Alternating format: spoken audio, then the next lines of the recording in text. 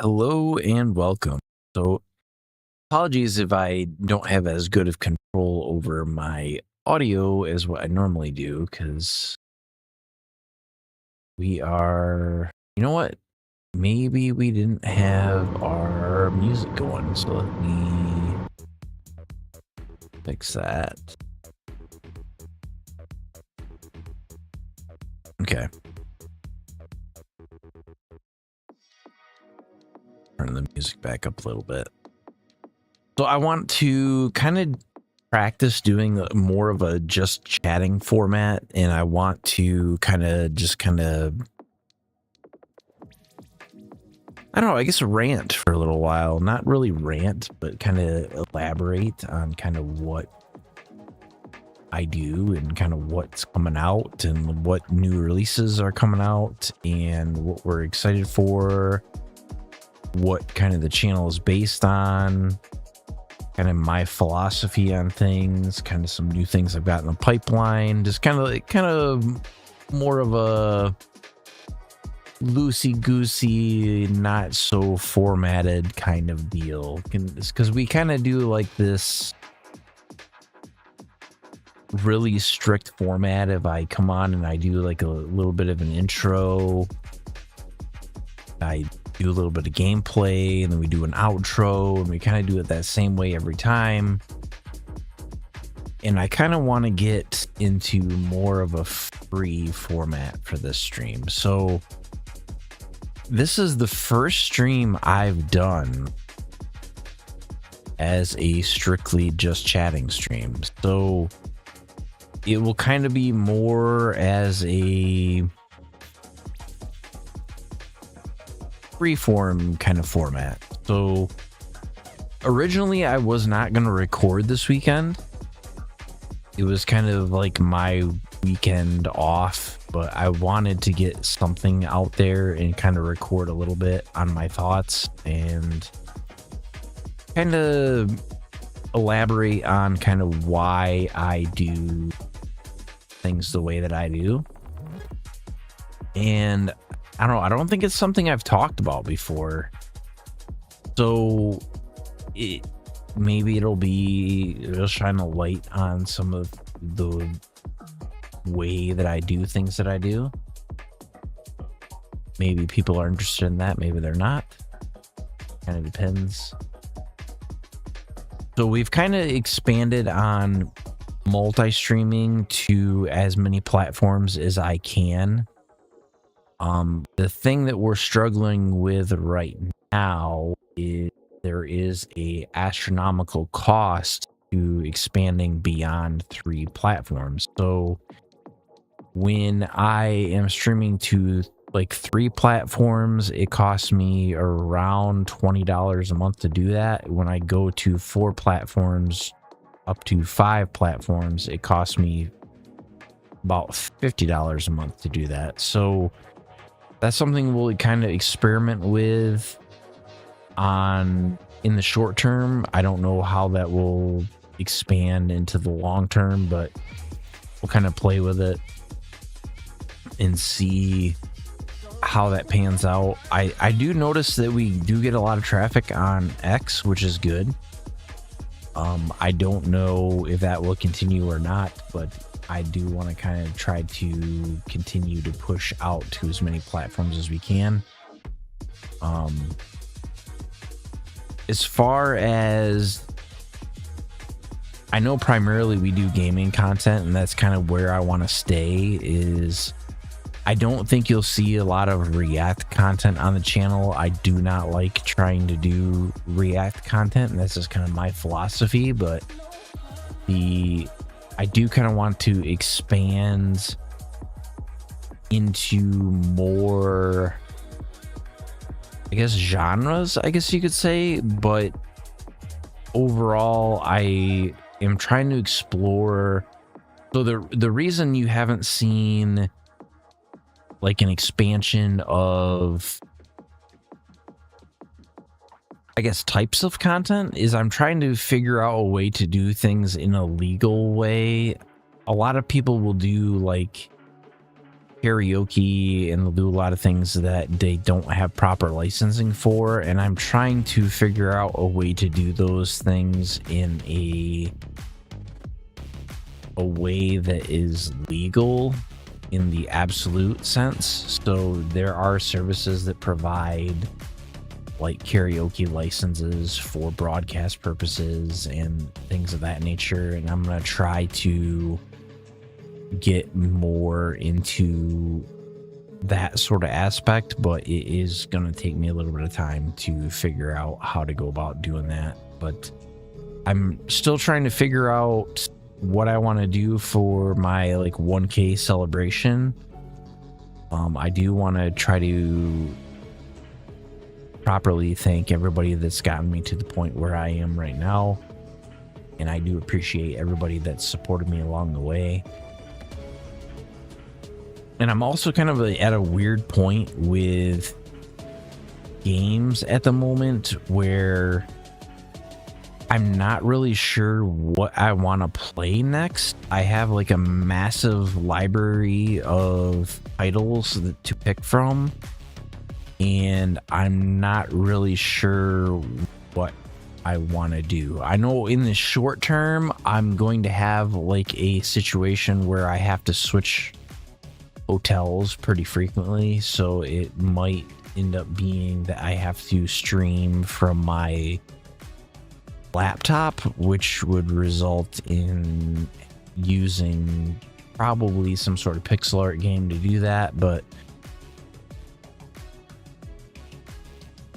I do kind of want to dabble more in some of my back catalog, and I'm not sure what I want to dabble in yet, but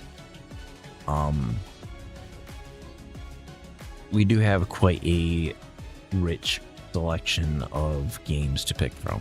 So I know this is kind of like random, kind of just me talking to the computer kind of stream, and that's okay. This is kind of me trying to get my thoughts out there as far as why I do what I do. And I don't think I've ever really stated what the purpose of the channel is and like why I put together content in the way that I do. And I guess that I'll touch on that now. So I'm trying to think of how to say this. So I haven't really talked about it in detail, but recently, within like the last 5 months, my grandmother passed away. And what had happened when she was in hospice was that she was given a notebook. And in that notebook, I'm going to turn the music down a little bit for this. She was given an opportunity to like write to each of us. And this kind of more enforces what I'm doing here on the channel, and like what I'm trying to do is when we pass and when we are no longer here. Thank you. Wandering_soul_01 just followed. We don't leave a lot behind. So typically when we pass, we leave a date on headstone. And thank you. So what I'm trying to do here on the channel is I'm trying to record gameplay, like thousands of hours of gameplay.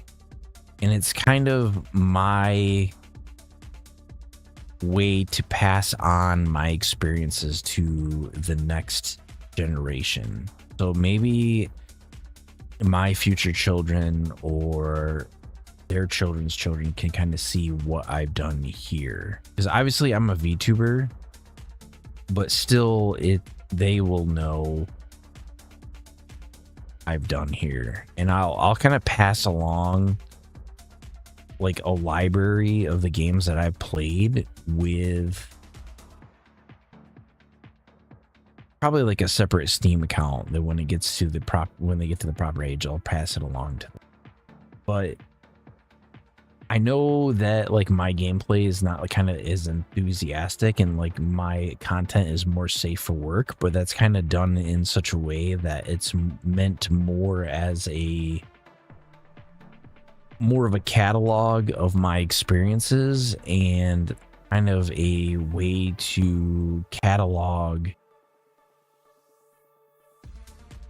my playthroughs and like the types of things that I've played and the games that I've played, so that when those things get passed along, they can be experienced by the next generation. And I have kind of explored and I've wanted to kind of expand more out into doing more vocal content and things like that, but I kind of hesitate to get more into the adult aspect of that, because I know that obviously with having like a lower voice tone, there's a large demand for certain types of content, but I try not to get into that. But I don't know, there's certain creative things that I've wanted to get into, as far as like I've always kind of wanted to explore singing and expanding on like the more creative aspects of what I can do as a creator. And I feel like some of these things I hesitate to do because there's like this underlying fear of judgment from the public, and I feel like a lot of creators have that same sort of thing where you put out like a public performance and you're not really sure how people are going to respond to that sort of performance. But it's kind of one of those things where you have like those, you sing in the shower or sing in the car and you're like, I wonder what other people would think of how I do these sort of things. And I think it's more of a fear of being judged in a negative way that causes people to retract into never putting that content out there. And I kind of want to explore more of a broadened type of content, I guess you could say. Like I pretty much exclusively do gameplay right now. This like overall of my total content, I do not do really any just chatting or any of that sort of content. This was kind of like an impromptu type of deal where I wanted to kind of experiment with, can I keep the conversation rolling even if it's only one way? And I think we're doing okay so far, but I did kind of want to touch on future content and what I kind of had planned for the channel. I do kind of want to dive more into the retro scene. So right now I have pretty much played modern games. I have not done a lot of old titles, but I would like to explore potentially like PS1, PS2, with the caveat of exploring it in a way that you don't typically see. So what typically happens in PS1 and PS2 content is a lot of that stuff is emulated because people do not possess the physical hardware to do it. But I think what is not there is when you have the physical hardware, what we were able to do in the times that that hardware was out. So what I've kind of wanted to say, like on Twitter and a lot of other places, is kind of like what they've taken from us over the last 10 or 20 years when it comes to games. Because when we bought games before, they were a total package. And when you got the game, it was 100% on the disc. There was no long chain monetization. There was no like long format. The focus of the game was, can we make this game fun? And that was what went out as software. It was not so much structured in a way of how can we long tail the monetization of this game. And I feel like a good example of what do I mean by that is when you started to see single player games that started to put into microtransactions single player progress. So like I would say Assassin's Creed Valhalla, when they had like EXP boosts and things like that with the single player game, I think that was something that kind of started to solidify that the landscape was changing with gaming in a fundamental way. I kind of would like to showcase games that are much older.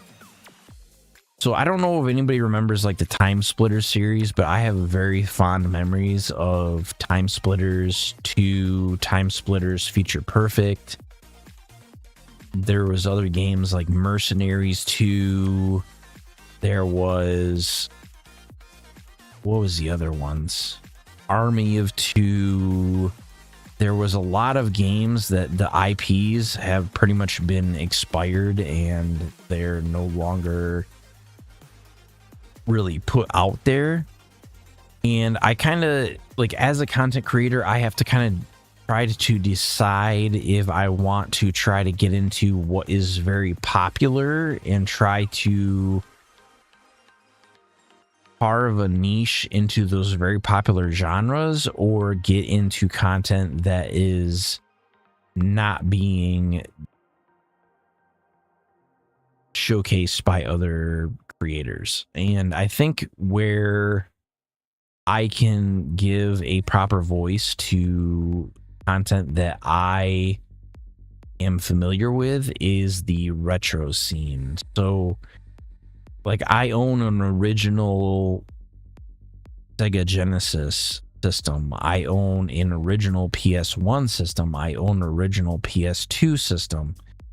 And I would like to put out content with those systems and capture directly from those systems. So I'm not exactly sure how we're going to go about that yet, but I would like to do it in a way that I would have done it when I would have played those games natively. So I come from a generation where we had Game Shark, we had Action Replay, we had a lot of devices to kind of explore the ins and outs of these games without any sort of restriction. And I would like to kind of do it in that same way. So I'm not sure how I'm going to go about that yet, because if you guys aren't aware, like I do travel quite frequently, and there are some physical space limitations on like when I bring my equipment with me.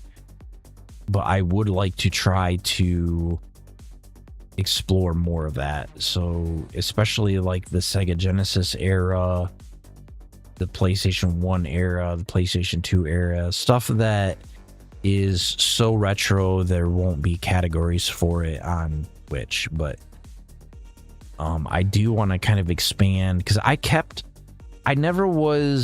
always kept all of my games. I never sold any of my games that I had bought for PS1, PS2. I own a lot of the original discs. and I own a lot of the original hardware. I never really liquidated any of that. And I would like to kind of get back into that more. The other thing I'd like to showcase kind of in a more regular cadence, I guess you could say, is the games that have been either delisted from Steam that are no longer available for purchase. So like the most recent one of memory is they delisted the Deadpool game, and I would like to play that as a piece of content, and I think that's something that we could do in the relatively short term. Man, I can tell you, so the one thing I'll say, like doing just chatting content, is the time is going by much lower than what it is for gameplay. Like it's so if you're wondering why on the channel we don't do like a ton of gameplay content, I'll kind of elaborate on that a little bit. So when you're a content creator and your viewership is like 1 to 5, you are not going to be doing a lot of just chatting content, because the just chatting content is kind of depending on a two-way conversation that would occur in chat. And usually for every like 5 chatters, you'll have like maybe 1 active. So when you start getting up into the 20 to 30 active viewers at any given time, then you can start kind of bouncing off a chat for those things. The reason why you don't see a lot of that in the very small streamer space is it's very hard to bounce off of chat, because a lot of the times we don't really have a lot of feedback in that space, which it's understandable. Which I try to kind of look at these things, because before I was a streamer, I was a viewer, and even when I'm not a streamer, I'm a viewer. So I try to look at things from a very balanced perspective as far as like what my expectations are and the games that I originally streamed. So if I haven't really, I don't know if I've really put it out there in a short format. I think I've touched on it in like buried in other streams, but if you guys are curious kind of where my streaming journey started, I started as an IRL streamer, and I streamed IRL when it was the end of Warlords of Draenor for World of Warcraft. And the game that I mainly streamed when it came out was WildStar. So I played WildStar Online as an IRL streamer for a while. And then I took like a hiatus for probably 2 years or so. I didn't play. So if you're wondering like what were the system specs of like the system that I started on? So I had started on a system that I had specifically bought to stream on, and it was a 3930K, I think, and it was a GTX 680, and that was my streaming PC at that time. This was probably back in 2013, probably. Like I am an older streamer by, like, I'll tell you guys that I'm 30 plus. That's probably all I'm going to say about that. But I've been around for a long time. Like the biggest streamers at the time when I started was like Swifty. Swifty was like the biggest WoW streamer at the time. Asmongold had not come onto the scene yet. And this was like just after it became, 'cause it was Justin TV prior to that, and then it had just become Twitch TV. So like the requirements for affiliate were a lot higher at the time. And I don't even know if there was an affiliate program. I don't remember, because I had not drawn enough viewership to have to worry about that. But I still have fond memories about WildStar Online. It was a lot of fun. Like I remember playing WoW and seeing like another game come out and being kind of like longing for a new experience, and having WildStar come out, and it was really something. Like I miss it, because there was like the housing system, there was like the gameplay kind of was like a very clear telegraph system. It was pretty good. And I know there's like some efforts to try to revive the game in like a very offshoot way with private servers and whatnot, but I never really got back into it. But I guess another game that I could put out there as like being something that came back is another game that I used to play was Defiance. So there was a very old TV show that had a MMO associated with it, that the purpose of the MMO was that there was supposed to be events that happened in the video game that would transfer over to the show, or maybe it was vice versa. I can't remember, just based on my recollection, but it was a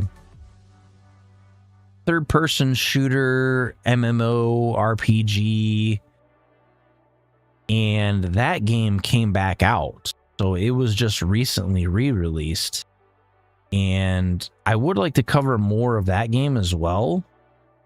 I think that there is definitely maybe a market for it, but Defiance is something that kind of fell off of the radar completely, and it kind of, I guess the thing that kind of put it back on my radar was I had played Once Human for a while, and the thing that Defiance did very well was group content. So you would have like these monolithic bosses that would spawn in, and everyone would come in from all around the map, and everyone would try to take down the boss. And that was kind of something that I guess Prime Wars kind of tried to do with Once Human, but it didn't really seem like it took off in like a major way. There was definitely some mechanical issues with it. There are more settings in the game now to try to offshoot those performance issues, but the overall mechanics of it, I think, are different. Like there's definitely different feel between Once Human and Defiance. All right, I'm gonna step away for just 1 second. I will be right back. I'm not gonna put up a BRB or anything like that. I'll be back in like literally 30 seconds. So I will be right back.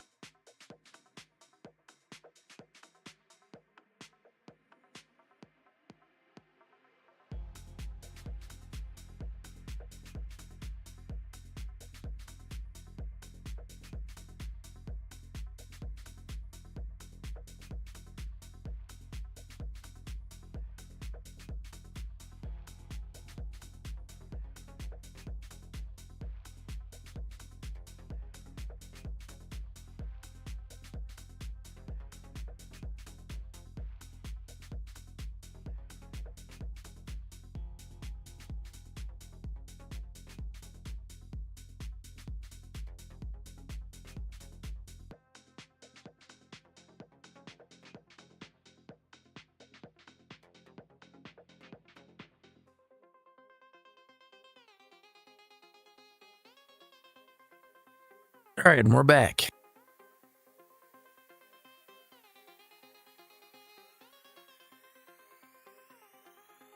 Okay, so I guess as a very small content creator, what I kind of struggle with at like in the space that I'm in is where do I focus in order to grow the channel? So what I've kind of struggled with is in the slot that I'm at is I don't know if I should be putting more effort into editing and promoting the channel, or if I should be putting more effort into putting out content. And I've kind of been in this limbo where I'm not sure if I should try to hire an editor or if I should try to put money into getting a new model, or if I should put that money into getting new artwork. Or I've kind of always had this philosophy of not exporting much of my work to anyone else, because I've kind of looked at it as like dependency is weakness, and I kind of wanted to leave myself the liberty of being able to say things that might be controversial or might be not potentially globally accepted, because I think the problem that comes in with VTubing is because there is such a dependency on artists and the rigging and things like that, is you can put yourself in a position where you are blackballed from a lot of things if you do not toe the line of the mainstream viewpoint. Where I have kind of wanted to maintain this independence that has allowed me to kind of basically be able to say whatever I want, even though I do not really stray too far from what I would say is brand acceptable. So I've kind of tried to stay on the side that it would not scare away sponsors if we ever got to that point, but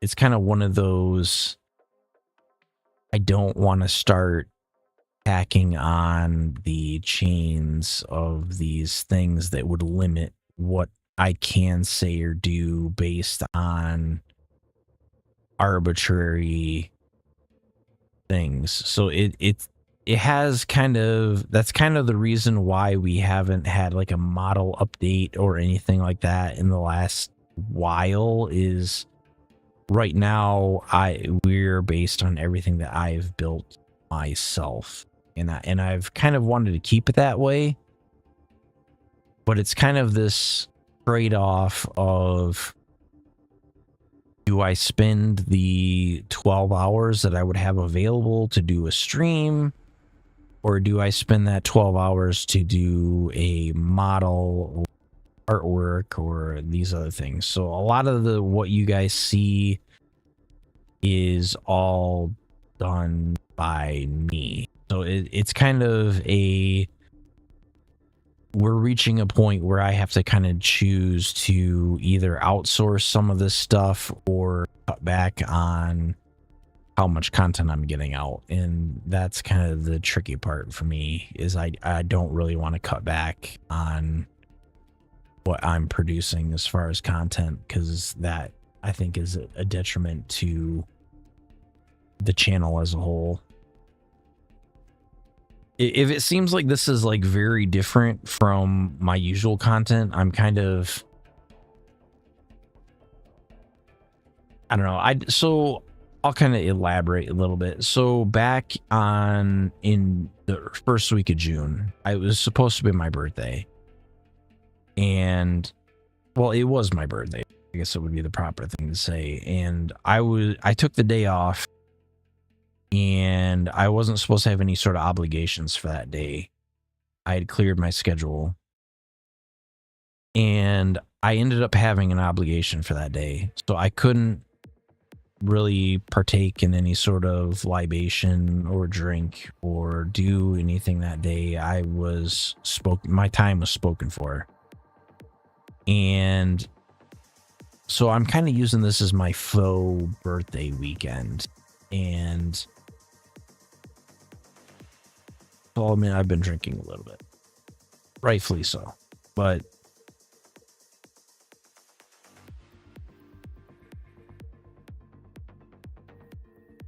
and we're going to keep drinking a little bit.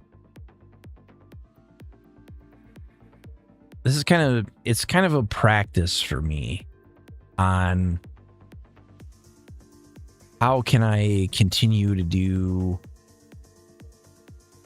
just chatting without much of a chat interaction, I guess. So it's more practice and less of like a formatted, more of a free form kind of deal. But I guess the other thing I wanted to kind of touch on was, what are the kind of new releases on my radar? What are the games that I've kind of been curious about? What are the games I've wanted to play recently?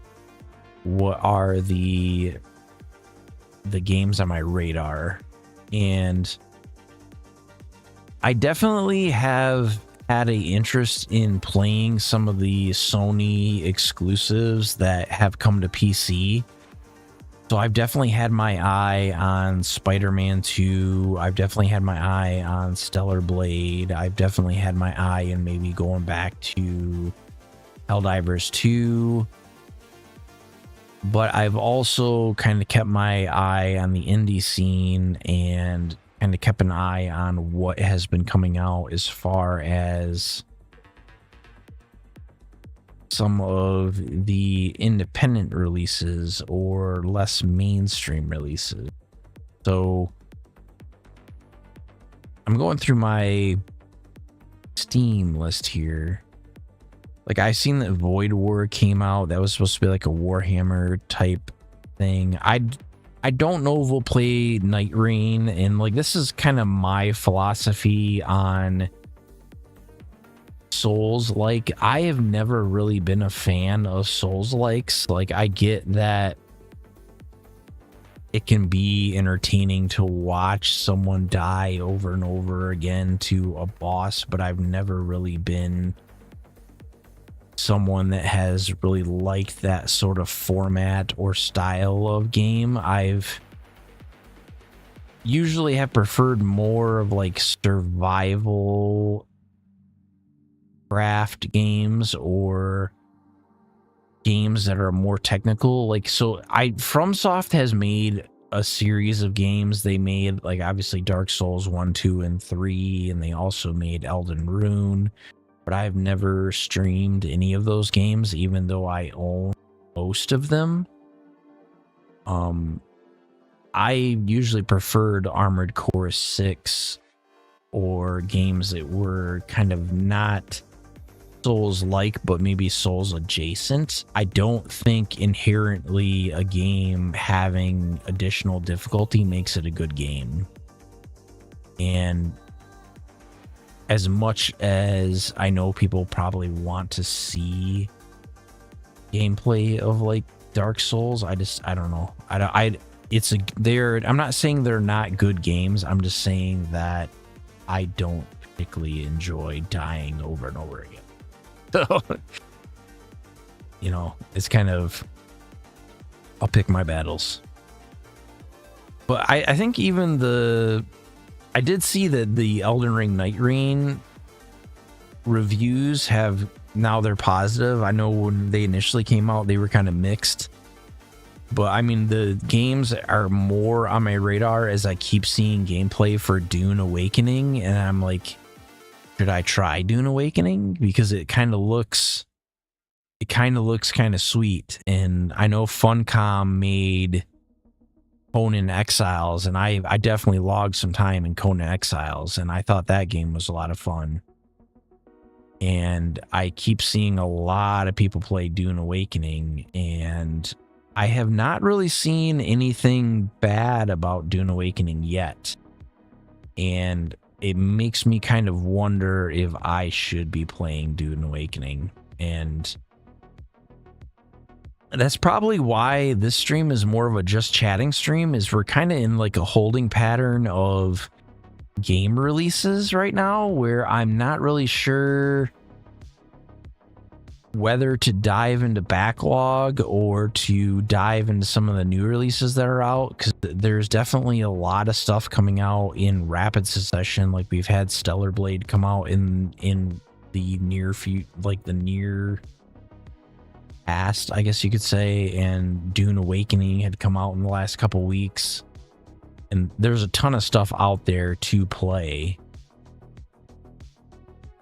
But it's kind of one of those, you kind of stare at your library and you're not really sure what sticks out to you as like something that you want to dabble in. And I'll level with you guys.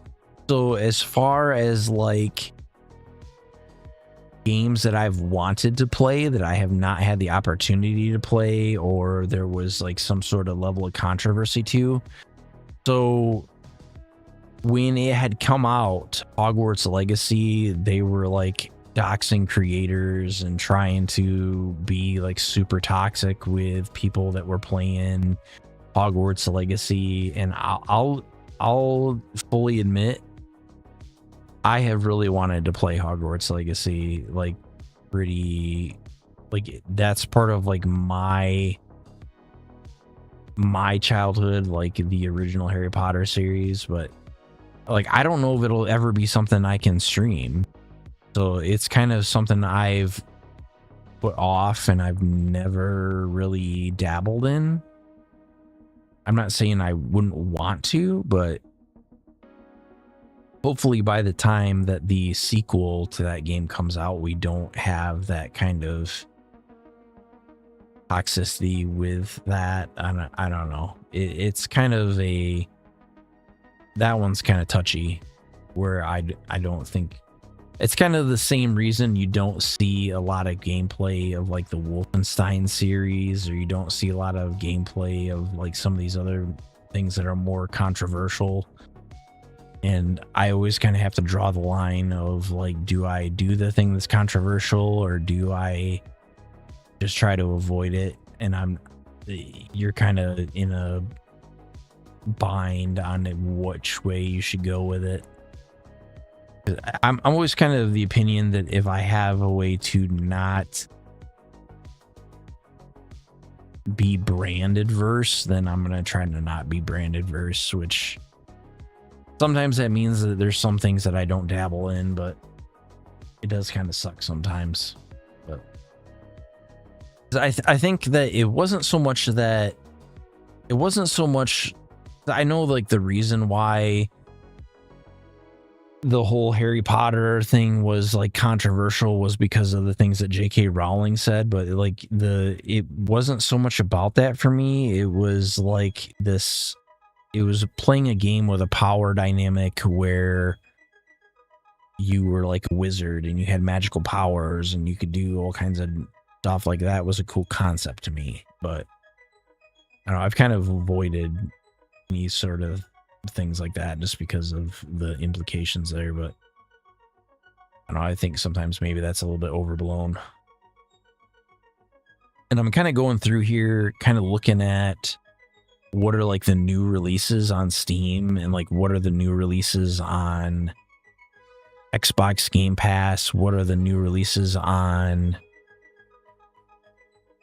I guess they're not really new releases though. So I mean, there were some games that came out on, they were Epic Store exclusive. Like I've really wanted to go back and play Tankhead, even though that's like maybe like a 5-hour playthrough. It's not really like a long format game, but the concept of it is interesting, and there's definitely some more let me launch Epic here, and I can try to kind of elaborate on some of these things here.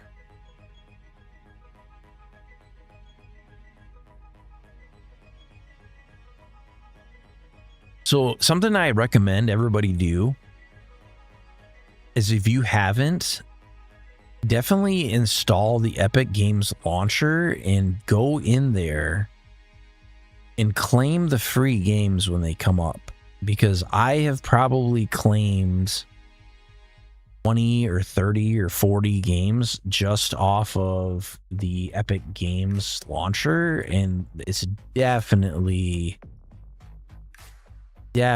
something I recommend doing. There is a ton of stuff that I've claimed through the Epic Launcher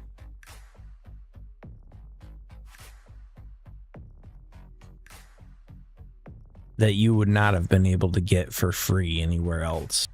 So, I mean, it's showing on here right now, I've got like 8 pages of games on Epic.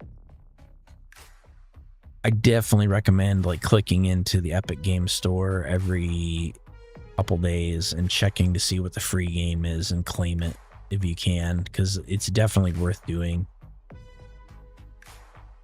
There was some games that are like Epic Store exclusive. Like I know Fortnite is like a big one that is through Epic, and I kind of like the Survival Craft, the Lego Fortnite. That was kind of fun, but it wasn't something I could get.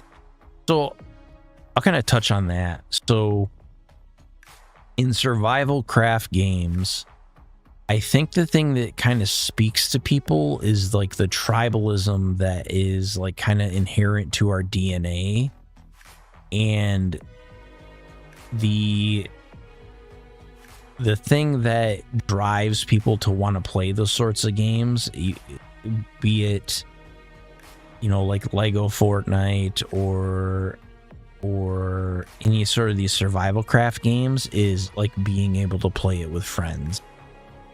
And even with like Once Human, that was kind of like what the thing that spoke to me about Once Human was having a group of people that I knew that was in game that you could go in and like have these experiences with. Like I don't have as much drive to play games if I'm just going in solo. And that was kind of why I had stopped playing Once Human. It wasn't that Once Human was a bad game. Like I really liked the game, but it was more that everybody that I knew that was playing the game had stepped away from the game. And in that same sort of mentality, there wasn't a lot of driver for me to step back into it. So like I kept kind of trying to find those communities and find those games that would drive me to want to step back into them. And I think that's kind of why MMOs have the appeal that they do, is because there's like a player base there that's kind of in the open world that you could see. And when we had played Once Human originally, like we made a lot of friends in the game, a lot of friends that I still have to this day. But I don't know if every game is really going to be like that. I don't feel like Black Desert was like that. I don't feel like there was a lot of other games like that, but I definitely crave that from games. There being like this social aspect to the game where you can meet other people and go out and do things in game with them and that sort of thing.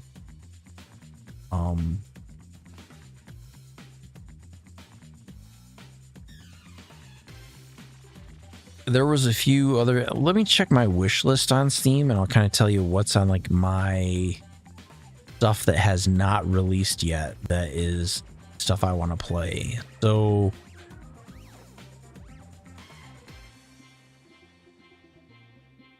I have not played Kingdom Come Deliverance 2 yet. I would like to do that. There's Hades 2. I would like to play Borderlands 4 is obviously coming out in September. I would like to play that when it comes out.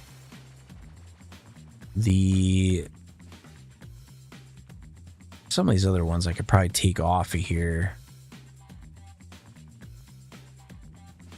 Dragon Quest is definitely a series I want to get into. There's Dragon Quest 1 and 2 HD 2D remake. That's supposed to be coming out in October. There's Marvel Spider-Man 2 I've wanted to get into. There's Stellar Blade. Those are just more recent releases. I've wanted to play through Final Fantasy 16. I haven't had a good chance to do that yet. I still think Clair Obscur Expedition 33 was probably one of the best games I've played this year. I definitely enjoyed that game. There was Killing Floor 3 that's supposed to be coming out in the next month. That is supposed to be good. What the heck happened to Warhammer 40k Mastercrafted Edition? What is going on with this? Why is it mostly negative?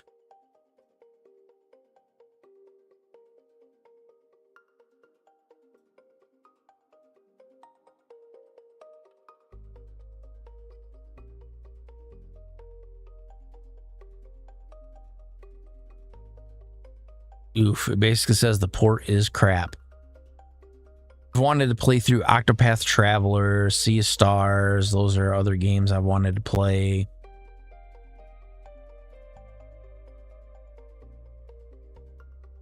What else is on here? I'm looking for a specific title on here that was one that was supposed to be coming out this year. So there's Jump Ship. That was another one that was like a multiplayer that was supposed to be coming out this year. It was Kingmakers. So Kingmakers is supposed to be coming out in October. I definitely want to play that. Some of these other ones I don't remember. Mecha Break. I do want to play. There's Bolt Gun 2 that's supposed to be coming out in 2026. I do want to play that. There's Solo Leveling Arise Overdrive. I do want to try that. You probably have seen some other stuff with Chrono Odyssey. I do want to try to play that as well, but I just have not had a chance to kind of look into that game at all. But I do want to try to get into that as well. So if you guys aren't familiar, or you're just seeing the channel, or you're like, hey, you know, what are these things? So I have currently, let me look in my Steam library here and I'll give you an exact number. So if I look at my games, I currently own 1,910 games on Steam. My Steam level is 162.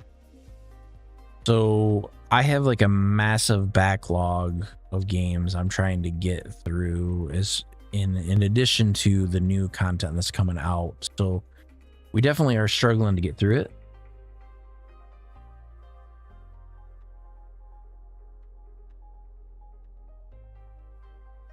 Trying to keep drinking something here so I don't lose my voice.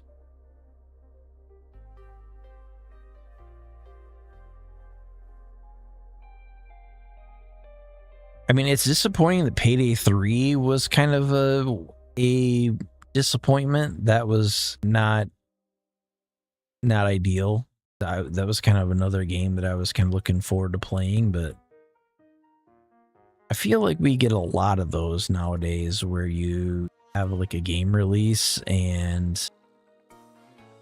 it turns out to not be everything that they tried to sell it as, or the game is just overall not received that well. There are some older Rockstar titles that I would like to go back and play as well. Like, I never played Red Dead Redemption. I never played Red Dead Redemption 2 besides like maybe 20 minutes of just horsing around in the game. So I would like to try those out. I really had a lot of fun with the Elder Scrolls Oblivion remaster, and it kind of makes me wonder if I should go back and try Morrowind, because I had never tried Morrowind, or like any of the original Fallout games. Like, I have played Fallout 3 in a major way. I have played Fallout 4, but I have not played Fallout 1 or Fallout 2 at all. But it's kind of like a trade-off. Like, some of these games do not have a large following, so I think the thing that hurts small creators is discoverability. So if I go and I play like a really obscure game on Twitch, there's almost zero discoverability to that. But if I go and play that on any other platform, those things are discovered by my channel. They're not necessarily discovered by the game. And I think that where Twitch kind of falls flat is like if I'm playing a very obscure game, there's almost zero funneling of anyone to that channel to see that gameplay. It's usually always the reverse. So whenever I'm looking at like my list of people that I subscribe to on Twitch, like, it's not just a list of the people that I'm subscribed to. I also see like what they're doing, and that will kind of determine to some extent what I view. It's not necessarily the exclusive thing that decides that, but there are some channels where if they're playing some game I don't have interest in, that I won't view the channel. And I feel like that's the same way for other people in view of my channel. So I try to pick games that are more recently mainstream, but I feel like we're kind of exhausting the new releases that have come out in the sphere of modern releases that are things that people would want to see. Because I feel like the new Doom game was kind of it was mediocre at best. Like, I would have gave it like maybe a 6 or a 7 out of 10. Like, I wouldn't not have given that anywhere close to the rating I would have given Doom Eternal. And I'm kind of looking more back in the catalog to see, is there any other hidden gems that I might not have played that are worth re-exploring. So there's definitely like Final Fantasy VII Part 2 of the remake that I want to try. There is Final Fantasy 16 that I want to try.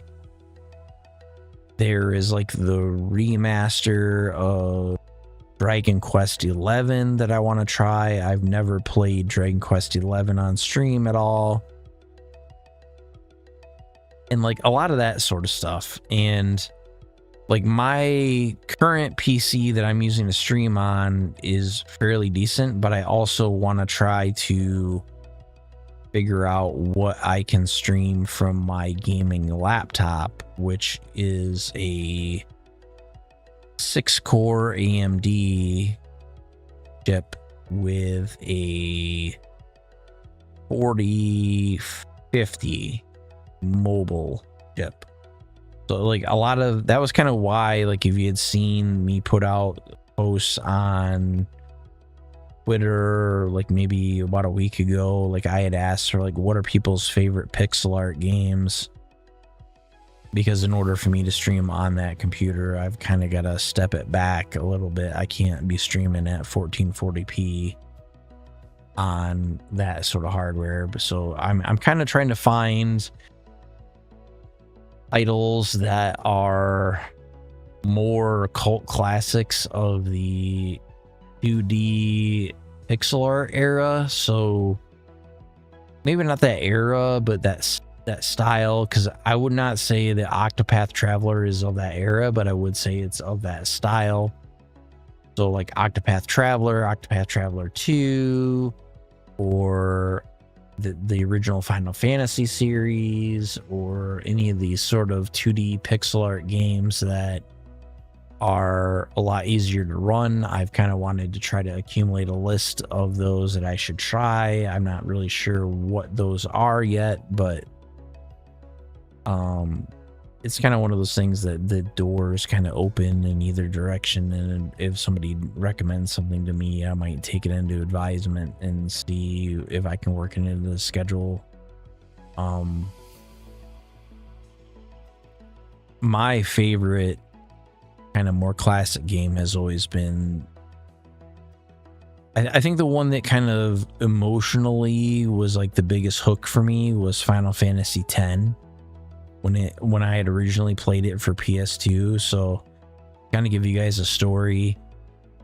So when I had played like Final Fantasy and I had just had my wisdom teeth out, and I remember sitting in like a beanbag chair in my parents' house playing Final Fantasy X and being like so emotionally invested in that game, and like watching all the cutscenes and playing the game. And like the most disappointing thing about it was going back to it, and it was something I've done since I've started streaming again, was I've wanted to play Final Fantasy X, like the remake for PC, but there was some sort of like weird bug where the game would not play the cutscenes. It would be like a blue screen, and that was like one of the most disappointing experiences I've ever had, was not being able to go back and experience that same nostalgia again, because the game was just technically not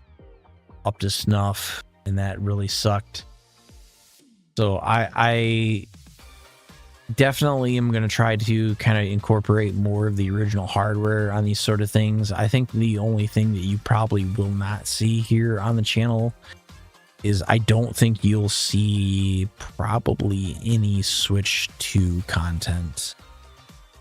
And that's not because I think the Switch 2 is a bad system or anything like that. It's just Nintendo is one of the most litigious companies out there besides maybe Disney.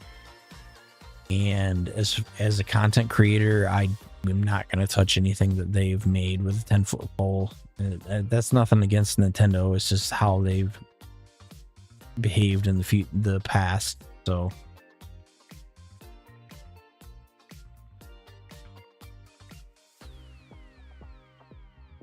it is unfortunate, because I like to promote their stuff and like play their games and whatnot, but it's just not something I can safely do. But that kind of sucks. The other one that kind of stuck out to me that I had noticed was like Atomfall. That was kind of like a Fallout-esque type game. And I had looked at it because it was on Xbox Game Pass, but I never kind of played it. So that was kind of another one I was looking at. But the things that I would kind of like to expand on more with the channel is I kind of think that we are getting to a size that I would like to flush out the Discord more and kind of build it as a space for a community. I gotta get a drink. I'm like dying here. Jesus. But that's kind of something I've neglected for a long time. So there was like a hacking thing that was going around for a while.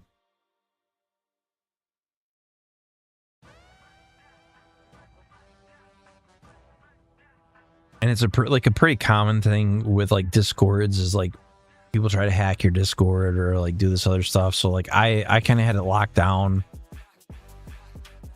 pretty severely for like a long time. And that's kind of like the basis of like where your communities start to form, is like the interactions that you have on Discord with like other members of the community, and like the interactions in stream and things like that. And I haven't really had a place to do that because obviously my Discord's been closed down for a while. So the other kind of thing that is in the more immediate future is I try not to rely on people to do a lot of these things. Like, I try not to reach out for help. I try not to like extend a hand, like trying to ask people to do things for me, because I just don't like the whole concept of like dependency is weakness kind of deal. But I'm kind of getting to a point where I need to kind of put that behind me and try to reach out more to facilitate some of these things. Like, I am desperate need of moderators. I am desperate need of like moderators for like Discord. I'm in desperate need of like editors. I'm desperate need of like things like that. And I have not wanted to admit it or reach out to anybody to do any of that sort of stuff. And I kind of need to get over that and just do it, because we're kind of at the point where it's coming at the detriment of the channel, and I kind of need to branch out a little bit. But I feel like that's also the issue I have with like making friends in the VTuber space is I don't know. I think overall I just don't want to reach out and have my hand slapped away, so I don't tend to reach out very much. But I do have like these enjoyable experiences with like collabs and a lot of the content that I've made with other people, and I would like to do more of that. I'm just not really sure how to go about facilitating that stuff happening, because I feel like the instances where it's happened so far, it's been kind of like a random chance. I haven't really reached out specifically for a lot of that, and I feel like I don't really like a lot of the baseline games that a lot of people play as collabs. So I've never really been a fan of like Repo or Lethal Company or any of these types of games. I usually tend to prefer like first-person shooter, third-person shooter, survival craft games. And those don't tend to be the ones that people play for collabs, unfortunately. Because like I thought like Killing Floor 2 made like an excellent collab title, because it was a lot of players. It was, you know, I think it was like up to 6 players, and that was pretty good for what it was. And there's like a few other ones like Dead Island. I think it could support up to 4, and I think the problem that I ran into a lot was you would have like 5 people or more that wanted to get into an event, and then you kind of were restricted on what you could do. So like I try to keep like a list of titles that you can get into with like 2 to 5 people, and it's kind of hard to maintain. I still am in a place where I would like to get into to do like Space Marine 2 with a co-op party, or get into Warframe to play with a party that is like community based, or there's just like a ton of games out there that are 3 to 4 player co-op that it's very hard to put together a group of people that is 5 or more. So I tried to kind of work backwards from like the smallest group I can find to do that stuff and then work my way up. But it's kind of one of those, like, how, if you have a group of those people, like your group is 6, like who do you exclude to get it down to 4? And that's kind of the thing that's always shitty. And I don't know, that's honestly, that's kind of what I kind of fear with TwitchCon, is that there's always going to be like a group mentality, and those groups kind of get divided based on what capacity there is for different things. So I mean, we'll kind of see how that plays out. So if you guys aren't aware, I am going to TwitchCon this year. It's the first time I'm going to any sort of con or event or anything like that. I'm not really sure what that's going to entail yet. I'm going to try to get business cards made, and I will be traveling with some other VTubers that are going. I don't know to what extent they're going to want to do their own thing or whatnot, but I'm going to try to do more networking and try to be more social. I've always kind of struggled with that in general, but it's just something I got to get over. I don't know. It's kind of like you have this fear in the back of your head, like, are people going to want to associate with me, or like, are they going to accept me for who I am, or, you know, those kind of like basic fears you have when you meet anybody. And like, you kind of go through those same things when you try to reach out to other people, either on Twitter or in real life. You're like, oh, I don't know if this person's gonna kind of yuck my yum or whatever, you know. I don't know, but I guess I kind of got to get over that.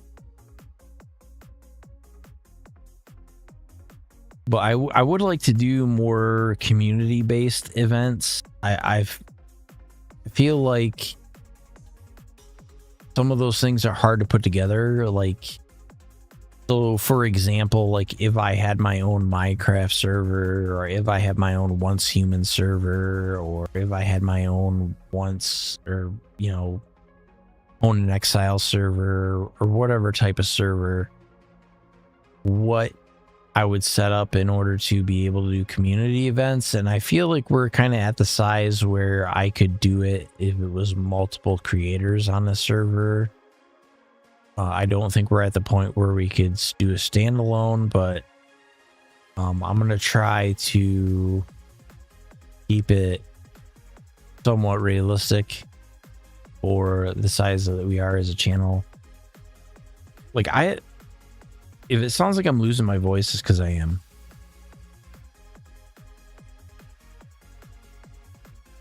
I don't think I've done like this long of a just chatting stream pretty much ever.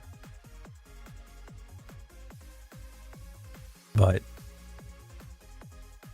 I kind of wanted to just get something out there for this weekend, because I hadn't really no intention of recording anything, but I didn't want to leave everybody with like hanging with like 2 weeks of no content. Because so if I haven't like elaborated on it yet, so the shitty thing that is going to happen this week is, so they're throwing me into a hotel, right? And this hotel does not have availability for the weekend. So what I end up having to do is I work overnight, and I end up getting out of work, and I end up having to check out of my hotel and then check into the next hotel, because this hotel did not have availability. So I end up having to switch hotels every single day of this upcoming weekend. with them having various check-in times between like 3 p.m. and 4 p.m.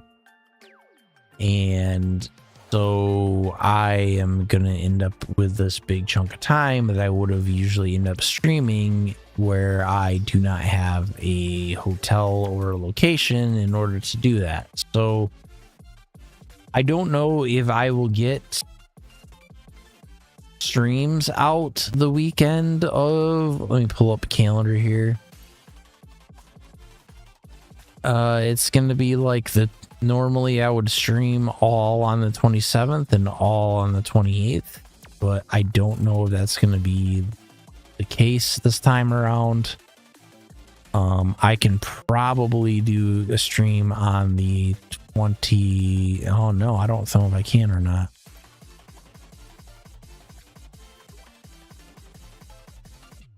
I don't know how that's going to work yet, but we'll figure it out. We'll figure it out. If it means that I got to stream from my car and a laptop, maybe I'll do that. But it's going to be interesting. So I do appreciate everybody that kind of... So the one thing I will say is I do apologize for the inconsistencies of the streams. Like, I know that I've kind of had these random go live times. I've kind of had these random days. I've kind of had these random, and it makes it very hard to follow or watch the channel. And I do apologize for that. It's partially due to me not having a set work schedule. So I don't go, I have a set time that I go in, but I don't have a set time that I come out. So it kind of depends day by day. So I have to try to trim it somewhere in order to get it down to a time that is somewhat consistent. And thus far, I have not been able to do that in a way that has been able, like, I haven't been able to stream during the week, which that was not the case, you know, a year or two ago. But that has been the case this year.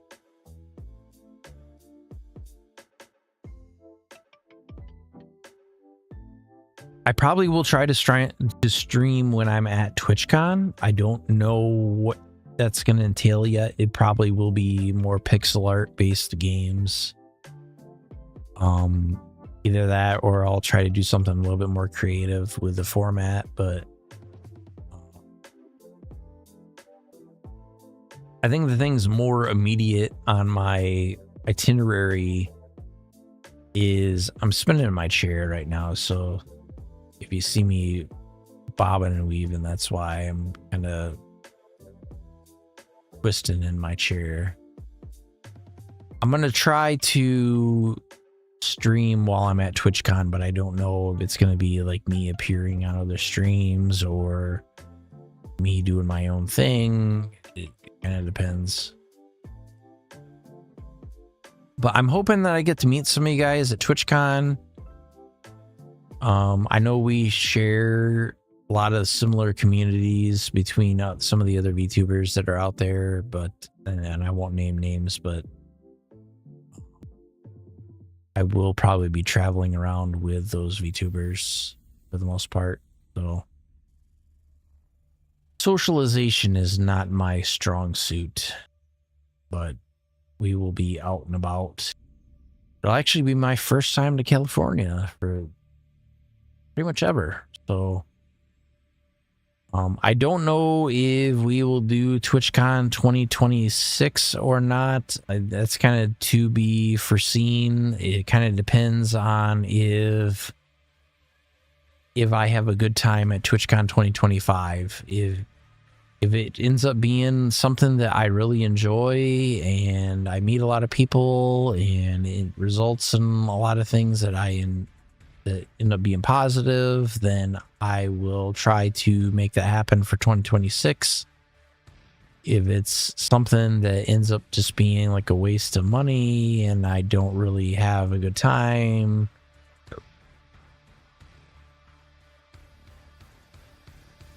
then I might not be so enthusiastic to go back. Because I will admit that I'm definitely having some FOMO for Offkai, because I see a lot of people putting out pictures for Offkai, and I'm like, damn, it looks like they're having a lot of fun. But I know Offkai is more of a anime focused convention, and I just have not had a lot of time to watch a lot of anime recently. Although I will say I did finish watching Solo Leveling, and I did really enjoy that. That was pretty good. I do tend to go back and watch a lot of like the original Dragon Ball, the original Dragon Ball Z. Like I still like, I've watched the original Dragon Ball Z probably 3 or 4 times at least, and I still think the Namek Saga is probably one of the best ones in that whole series. But I definitely have had like a lot of nostalgia with Akira Toriyama's stuff, and I don't know, I just get nostalgic. But I try to, like, I definitely do have an appreciation for like Studio Ghibli stuff as well, but I have not seen all of it yet, and I want to try to go back and watch some of it. Studio Ghibli definitely has some good stuff. But if you guys are kind of wondering like why I kind of take more of a very conservative stance with a lot of the stuff, like why we don't broadcast copyrighted music that I don't have the licenses to, why we haven't done like a lot of karaoke content, is because I do try to obtain proper licensing to everything that I use, and you do not see that commonly among a lot of the creators. So it is something that takes me a lot more time to do. So that's kind of the thing I'm playing with right now, is I'm trying to figure out how to obtain proper broadcast licensing for songs that we would do as karaoke, because that is something that I want to do. But it's kind of like shouting into the void, because you, as like a content creator that has such a small audience, you're not going to get any sort of communication with any of these record labels, so you're going to have to try to go through some sort of service to do this sort of stuff. So that's kind of what I'm looking at right now, is what services are out there, which services can I get broadcast rights through, which services can I do these things properly and legally. And I do kind of feel bad that I don't just do these things, but I do try to cover my ass in a way that is going to protect the channel. I don't want to end up in a situation that puts me in legal hot water. So we're going to try to stay on the right side of the law as much as I can. So unfortunately, that means that things sometimes take a little bit more time to put together. But the karaoke is kind of one of those things that I've had on the back burner for a long time, that I've kind of wanted to get back in to doing more of that type of content, because I know it doesn't come across in my vocals that I do here, because a lot of it I do like a single tonality. I don't do a lot of like vocal range, but I do have a more wide vocal range that I can use. I just kind of, when you're doing like a chat for multiple hours on end, you kind of have to try to do it in a way that's not exhausting to your vocals. So that's kind of what we're doing.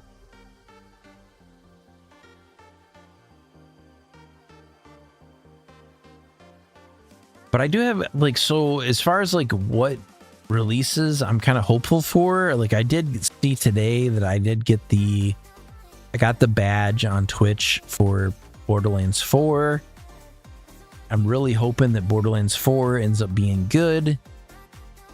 I do kind of want to do that as a collab title. We'll kind of see how that plays out. I'm hoping there's not like a egregious amount of monetization in that game. That was kind of the thing that I did not like about Assassin's Creed Valhalla, was it was a single player game, but somehow monetized out the yin yang, and I did not really appreciate that. If you're kind of wondering, like, why do we use trainers on single player games? That's kind of why, because I'm not going to sit here and pay for EXP on a single player game. That's kind of BS. And that's kind of also why I've kind of wanted to dabble back in more of these games that were complete on the disc and were more accepting of like Action Replay or Game Shark, because we didn't have to contend with that sort of thing. It was kind of, once you had the game, you did what you want with it. And now these long chain monetization models tend to kind of screw us over on what we can do with our games that we own. And you look at like the legalese that's in a lot of these agreements, and it's kind of getting more egregious as the time goes on. Like, what is in the legalese that for the Switch 2, and like what is in the legalese for a lot of these games, and it just seems like the legal overreach is getting more and more egregious by the day. And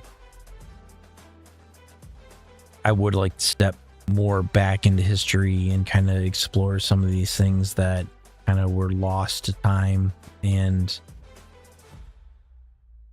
some of these titles that I can't even remember the names of them, but I remember them being fun. Like, I remember there being like a PlayStation 1 title that was like a tank game, and like these more indie titles. Like, I don't know if anybody remembers like Jade Cocoon or Jade Cocoon 2, but I remember those games like really fondly. I remember those being like offshoots of Pokemon, like them having like breeding and like the sort of other things in the game. And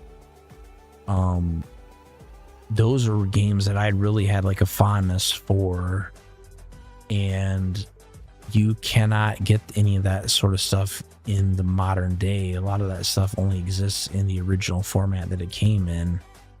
And through these mergers and acquisitions that have happened, some of these game titles have fallen into obscurity where they're no longer obtainable or they're no longer playable. The one that comes to mind is Twisted Metal. So like Twisted Metal 1, Twisted Metal 2, Twisted Metal 3, Twisted Metal Black, like a lot of these are no longer obtainable. And I would like to go back and play some of those games, because I particularly have like a fondness for like Twisted Metal 2. And like some of the, like a lot of those are like games, like if you remember like the PlayStation 1, the Sega era, like you can still remember like the cheat codes for like the blood code from Mortal Kombat from Heart, or you can remember like the minion code for Twisted Metal 2 from Heart. Like you can remember like a lot of those things from Heart, and you just don't see a lot of that stuff out there now. I feel like the one era of games that I've wanted to dabble back into, but there hasn't been like a proper way to get back into it, is the era of games that was the games for Windows Live. And I have not really had to come up with a way to get back into those games with the compatibility. Because there was like,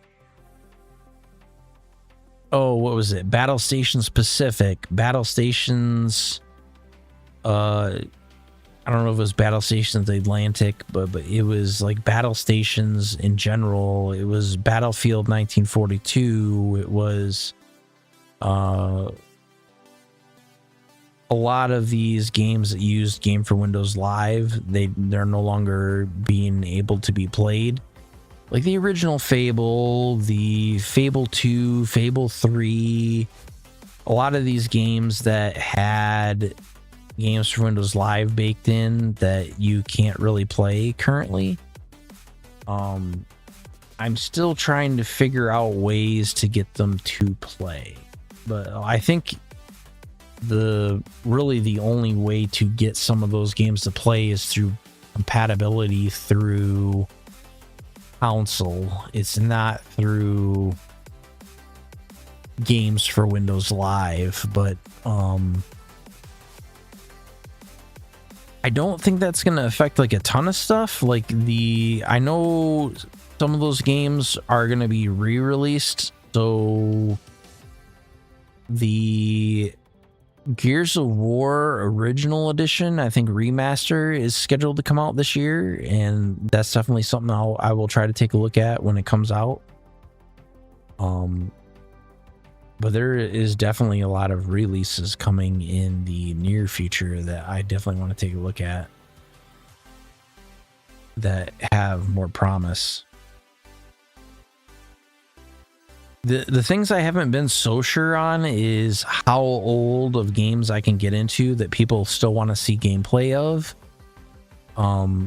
So I'll kind of mention some of those now. The ones that I wasn't so sure on is a lot of these 2D games that are very, very old. So like the original Final Fantasy, Final Fantasy 2, Final Fantasy 3, Final Fantasy 4, Final Fantasy 5. These ones that did not have 3D remakes, that were 2D, that would be pretty much going through and playing a 2D game and narrating over the existing game. I didn't know if there was going to be like a demand to see gameplay of those games. I have never played the original Final Fantasy. I would like to. I have never played a lot of the original Yakuza series. I would like to go back and play that. There is some of the... And there's some games that I had never documented onto YouTube that had been Twitch playthroughs that had been lost to time that I would like to go back and play again. Like there's Mad Max that I would like to go back and play through again. There's Monster Hunter Stories, Monster Hunter Stories 2. I haven't really had a chance to play through Monster Hunter, the new Monster Hunter. I kind of was waiting until I had a graphics card that was capable of running that, but I do have one now that will run it. So if you guys are wondering why I haven't upgraded my PC lately, currently I'm running a AMD 5900X and I'm running a NVIDIA 5070 Ti, and that was something I picked up this year. The CPU was something I had for a while. I had a GTX 2070 Super in it, but I had kind of shelved that. I was trying to find a 9950X3D, and that was going to be what I went to.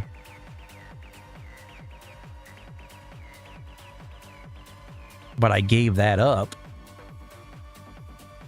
because I seen what Zen 6 was going to have.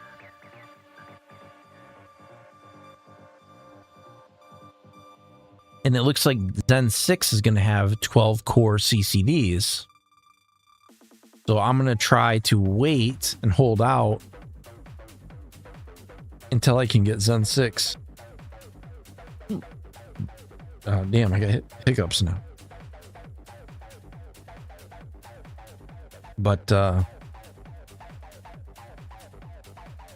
yeah, Zen 6 looks really promising. I'm gonna take another quick 30 seconds and I will be right back. I'm gonna grab something else to drink real quick. and you will see me back in just a moment.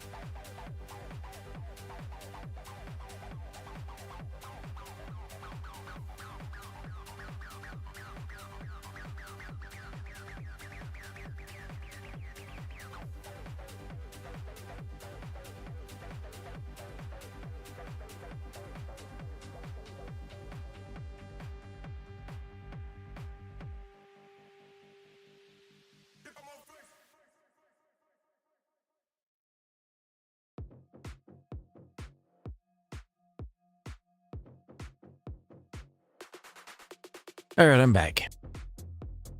And so I guess random thoughts while I step away, and come back. I think the other thing that I don't really put out there is I don't really put on a character while I stream. Like, if you ever met me in person, I'm exactly the same. Like, I try to be as genuine with what I do as I can. So, like, I know there's a lot of other people that can be more entertaining than I am. I'm not going to try to sit here and say that I'm the most entertaining VTuber that in the history of VTubers. I know I'm not, but I try to,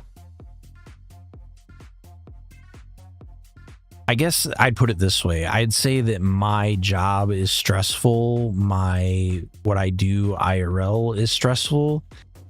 So my stream experience tends to be more of a chill. I'm relaxing. I'm kind of sitting back. I'm kind of unwinding from my week.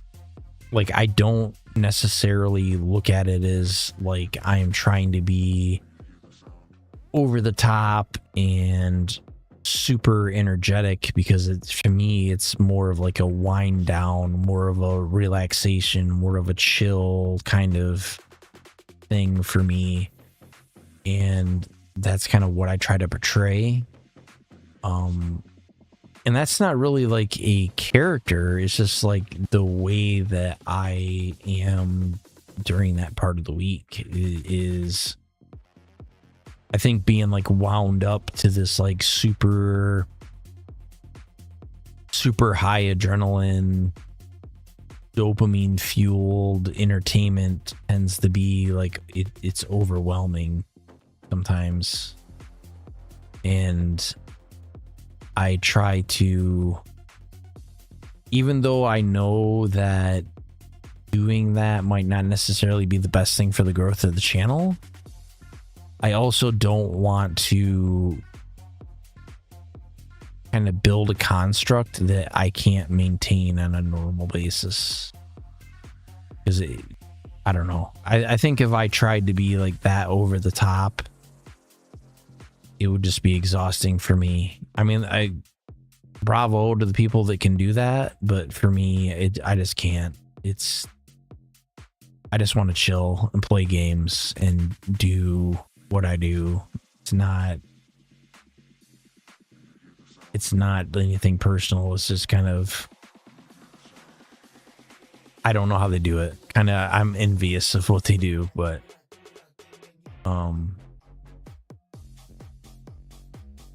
I know I'm not going to be everybody's cup of tea, and a lot of people prefer, I think so. My opinion, I guess I could say, is I think the thing that comes with having a lower voice tone is that you're inherently going to be interpreted as lower energy. Because if you look at any of the VTubers that are interpreted as high energy, a lot of them have a higher voice tone. So that baseline voice tone kind of paves the baseline for the expectation. So if I kind of approach things with my regular speaking voice, like anything that I do, regardless of like the tonality or the inflection that I put on it, is going to be interpreted as lower energy because of my voice tone. So I mean, that's kind of the disadvantage of having a low voice tone, but this is kind of how it is. So I mean, I'm kind of used to that by now. But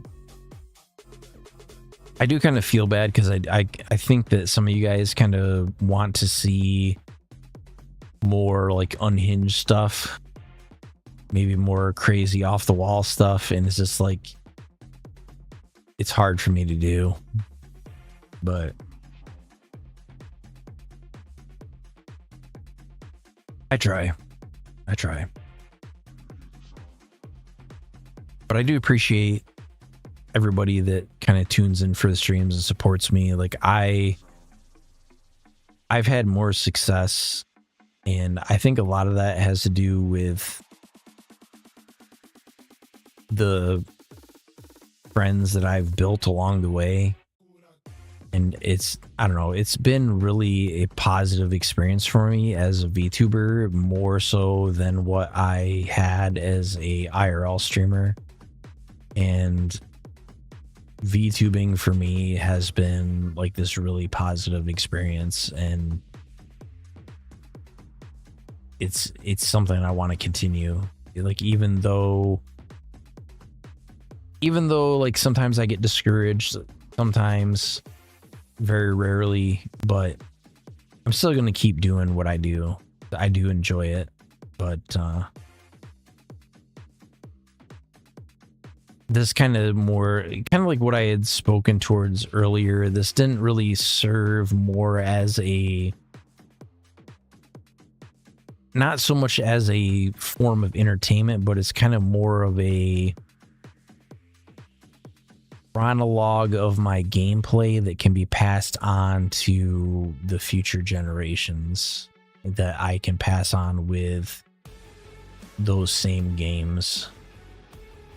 So it's kind of more of a living documentation of my gaming experiences, I guess you could say. Like it's kind of weird to say it that way, but so like maybe the better way to put it, and I don't remember all of the YouTubers that have had like these tragedies fall upon them, but I think there was a few that had passed due to cancer, and like when you look back on their catalogs and you realize that their catalogs were the only thing left of them when they had passed, and like not knowing what they had left behind, like I kind of looked at it as like I wanted to leave behind something for the people that would come after me, whether that be children or whatever in the future, to have like these thousands of hours of like gameplay and commentary, and have them be able to view it, see it, and have it be there as like some sort of like some kind of like recollection of what I left behind. I know that's gonna be like a morbid way to put it, but when you look at it, whereas like anybody in particular, like if you went to a graveyard and you looked at a headstone what is there is just a date of birth and a date that they passed, and that's it. And like, I kind of wanted to leave something more as a legacy behind. And even though that my content might not necessarily be the most exciting content, like, it's more to serve as a documentation of my experiences and a time capsule, kind of, I guess I could say, because it's like these things that I go through and play, like I guess the initial like Twitch chapter, like when VODs were being deleted, and I like those things got deleted and then they'll never come back. But now that things are being chronologued and they're on YouTube with some sort of permanence, I kind of look at it as more of a kind of a logging of my footsteps, I guess you could say. And I'm not saying that everybody should do what I'm doing. I'm just saying that when I have seen like the other people that have passed and not known that they were going to pass, or the YouTubers that had gotten cancer and passed, or like in my personal experience, like having grandparents that had passed that had only been able to leave behind a paragraph or two for the people that were still there. Like, I think this is a good alternative. And so the channel was never really meant to like grow to an extent that this was going to become like a career. It was never really meant to grow to a point where, you know, I would become famous or anything like that. It was more meant to be something to chronologue my experiences that other people could come upon them in the future. And I don't know, maybe that's a morbid way to look at it, but it was more a realization that what do we leave behind when we're not here anymore? And that realization being that I wanted to have it be more than just a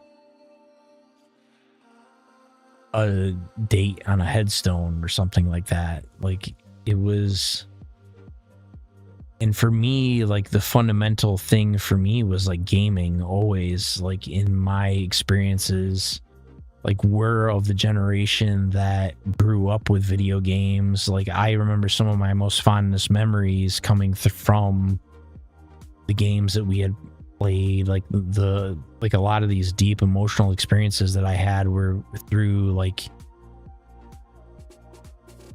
I remember like having these really emotional connections to like Final Fantasy X and like the cutscenes from Final Fantasy X, and it's like those things hit home hard for me. And being able to be of a generation now that a lot of those PC gaming experiences, now that we're out of like that Xbox Live phase, or the Xbox Game for Windows Live phase, like a lot of these games that we play now will be able to be passed on to like our children and their children's children, and they'll be able to play those same games and have those same experiences. And like, we can record our experiences with those things, and they can view those things in their lifetime. And like, it's like, maybe it's crazy to think that way, but it's not something that we've ever been able to do before. And it like, maybe maybe that makes it worthwhile to do. Like, I don't know. Like, these are just like crazy. These are crazy, like, midnight thoughts, like, while I'm having a little bit to drink. So, like, maybe that's overly sentimental. Like, maybe it's overly analyzing it, but like, I've always kind of looked at it that way. Like, I've always kind of wanted to, so like, I've had this kind of thought in the back of my mind that I would go through, because like, obviously Steam catalogs are not passable from one person to another, but I've always kind of wanted to like amass the games that I've played into like a separate Steam account, and like, do the generation that comes after I do, pass that to them and have them be able to play those same games, and like go through and see my experiences with those same games, and like kind of do it that same way. And like, it's, maybe that's kind of overly sappy and sentimental, but it's just not something that in the history of mankind has ever been able to happen before. But now we're kind of reaching this point in technology where we're in the x86 era, where we can go back and play games from 20 years ago, and that's totally feasible to do. So now we are kind of like in a space where, like, if you get into content creation and like recording a lot of the stuff, like, you can leave behind something that people can go and see that you would not have been able to do 20 years ago. And I don't know, it's kind of a weird spot to be, because like, in the one aspect, like, I know I could grow the channel more if I got into less brand friendly content, I guess you could say. Like, if I got into more like adult ASMR and that kind of stuff, I know I could grow the channel more. But I also kind of have to modulate that with everything that I'm recording is going to be seen in perpetuity. So like, what kind of image do I want to leave behind? So I kind of have to keep that in mind as I go forward, is like, what kind of legacy do I want to leave with what I'm doing here? Because even though, like, I know I don't put my face and name out there, it's still my voice, it's still my experiences, it's still like my encompassing who I am that will be passed along to who comes after. But I don't know, maybe that's a weird way to look at it, but I don't know. It's just kind of, that's my shower thoughts of like why I'm doing what I'm doing, and like what the purpose of this is, and like the kind of more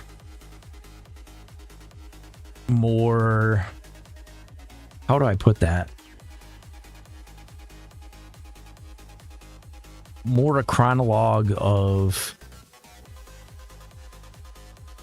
my experiences is kind of what I'm doing here, is recording all these different games, recording my thoughts, recording my gameplay, recording my opinions, recording my day-to-day. Basically, like, kind of like, I guess the most modern thing that you could equate it to is it's like passing along a diary, and like having someone read your diary, but this is more in video format. But I mean, it kind of makes me excited to like see like what people discover in the future, because I don't know what this is going to become. I don't know how this is all going to transpire.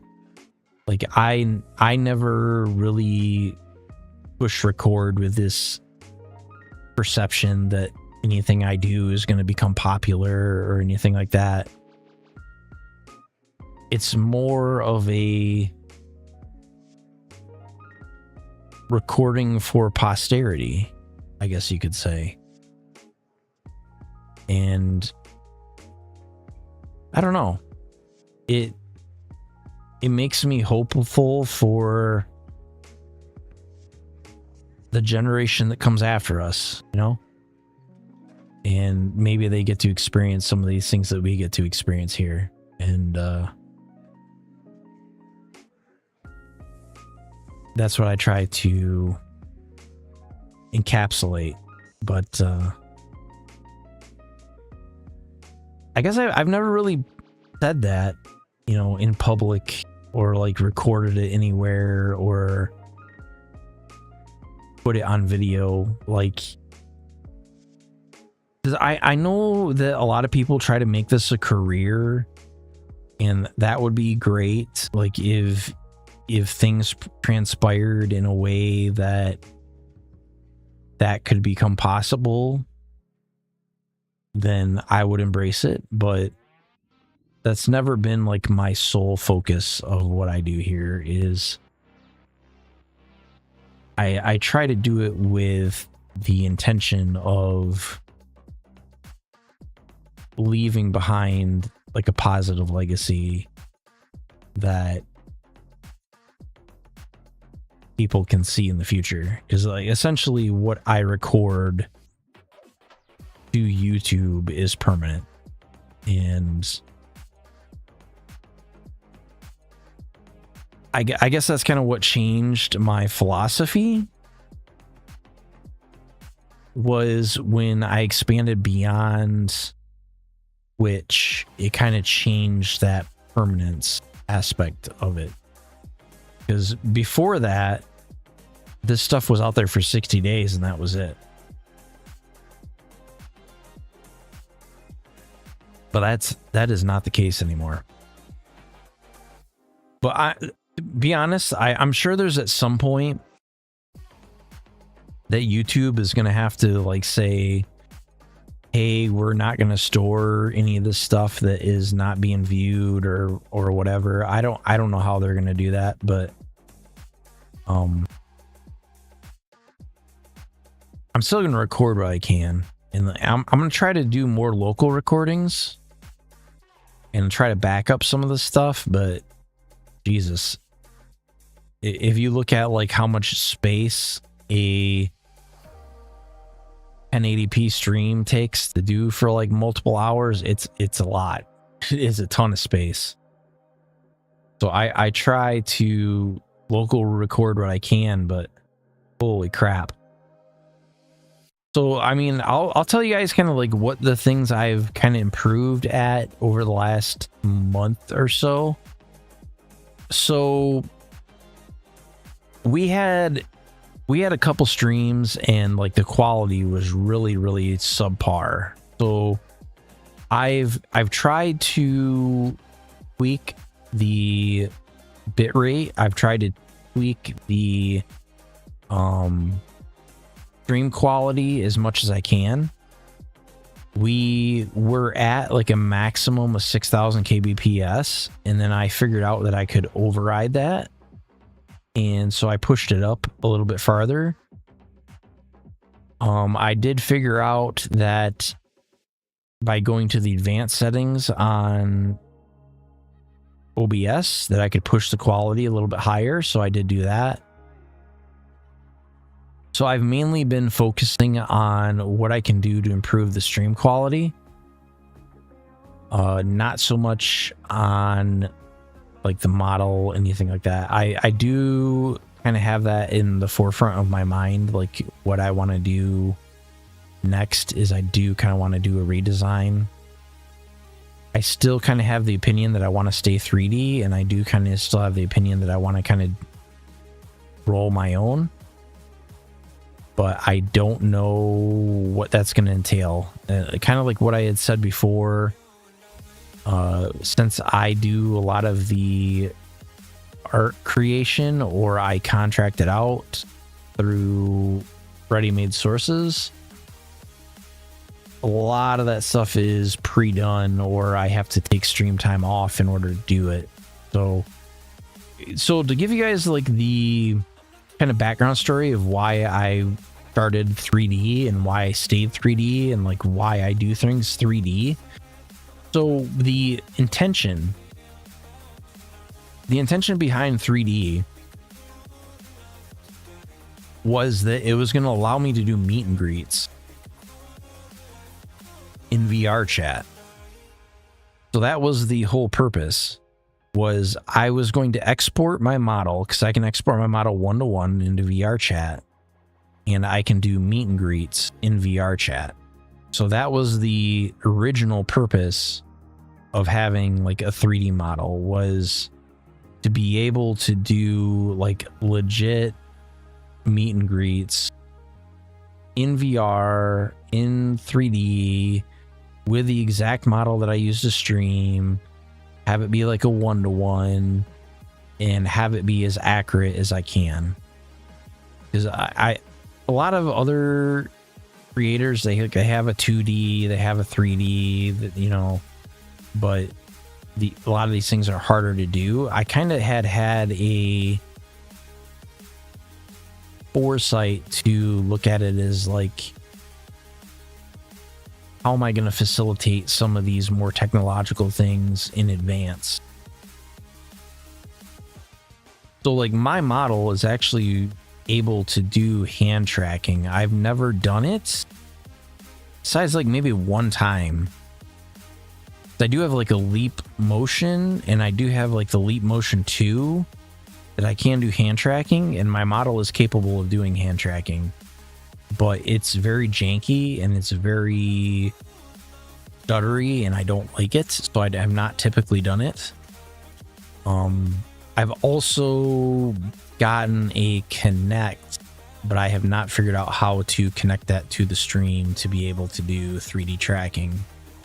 I do have basic inside out VR tracking, but I don't think that's really going to help me with my model too much, so I haven't really gotten into that. I would like to get into like more of a 3D tracking at some point, but a lot of these things are cost prohibitive.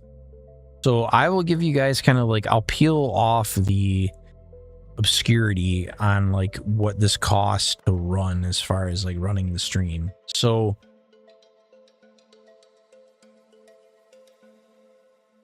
a lot of the hotels I'm in limit their internet by MAC address. So what I have to do is I had to connect to their Wi-Fi. And if you connect one time, you would get 5 up, 5 down. It wasn't good enough to stream.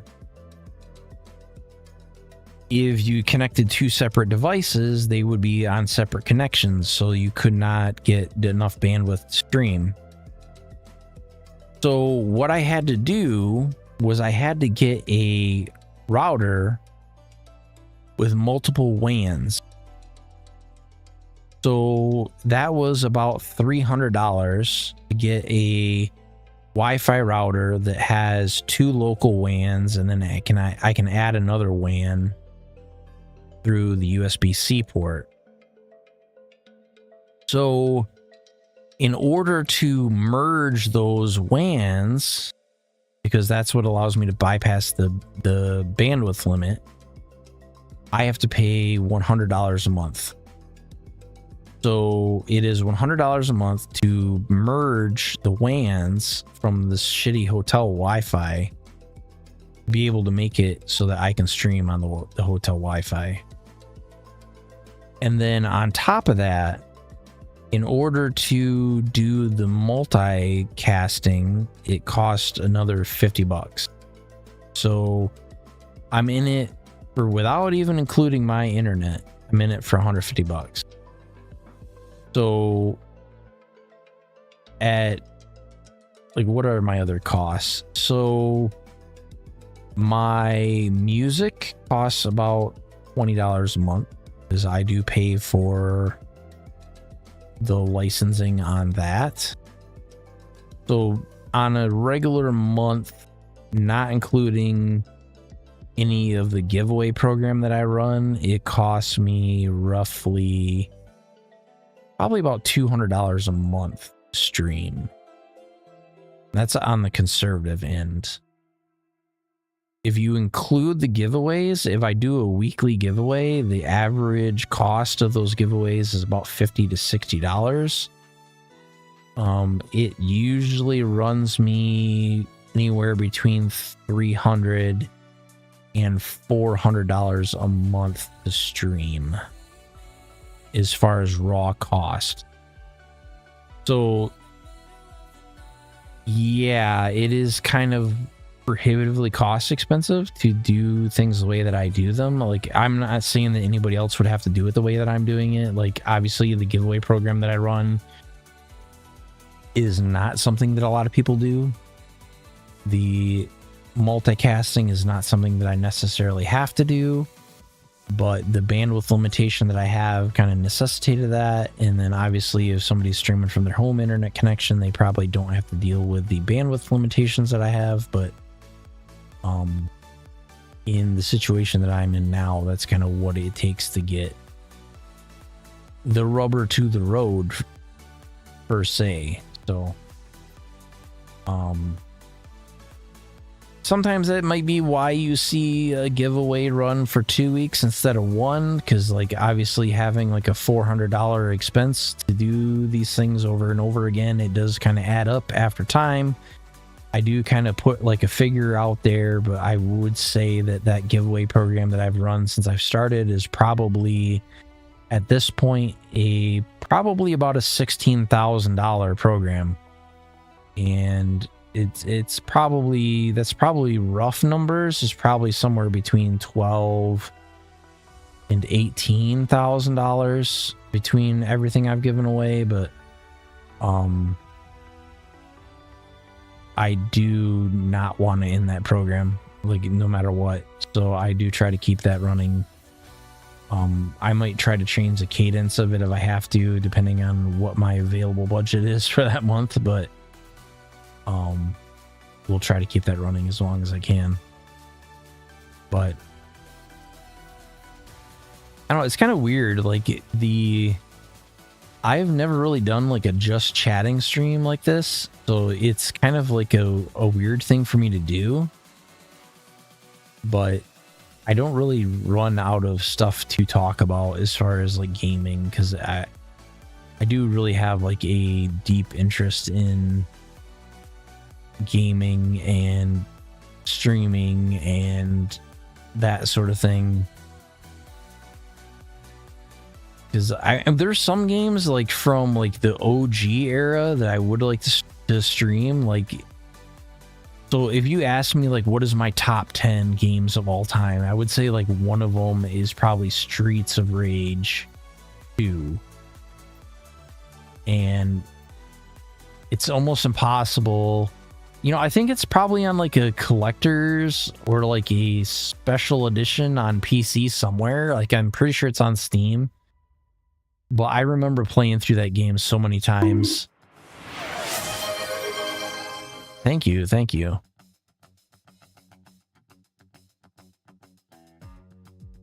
Thank you. I appreciate that. Kind of starting to lose my voice a little bit.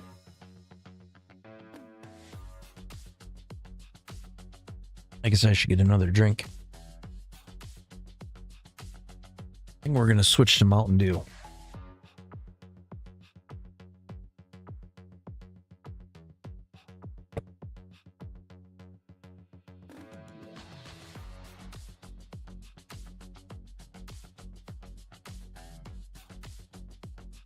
But yeah, as far as like games I really wanted to see come out is that Kingmakers, I think, is like one of the most anticipated ones that I have seen. Just like the concept is very, very interesting to me.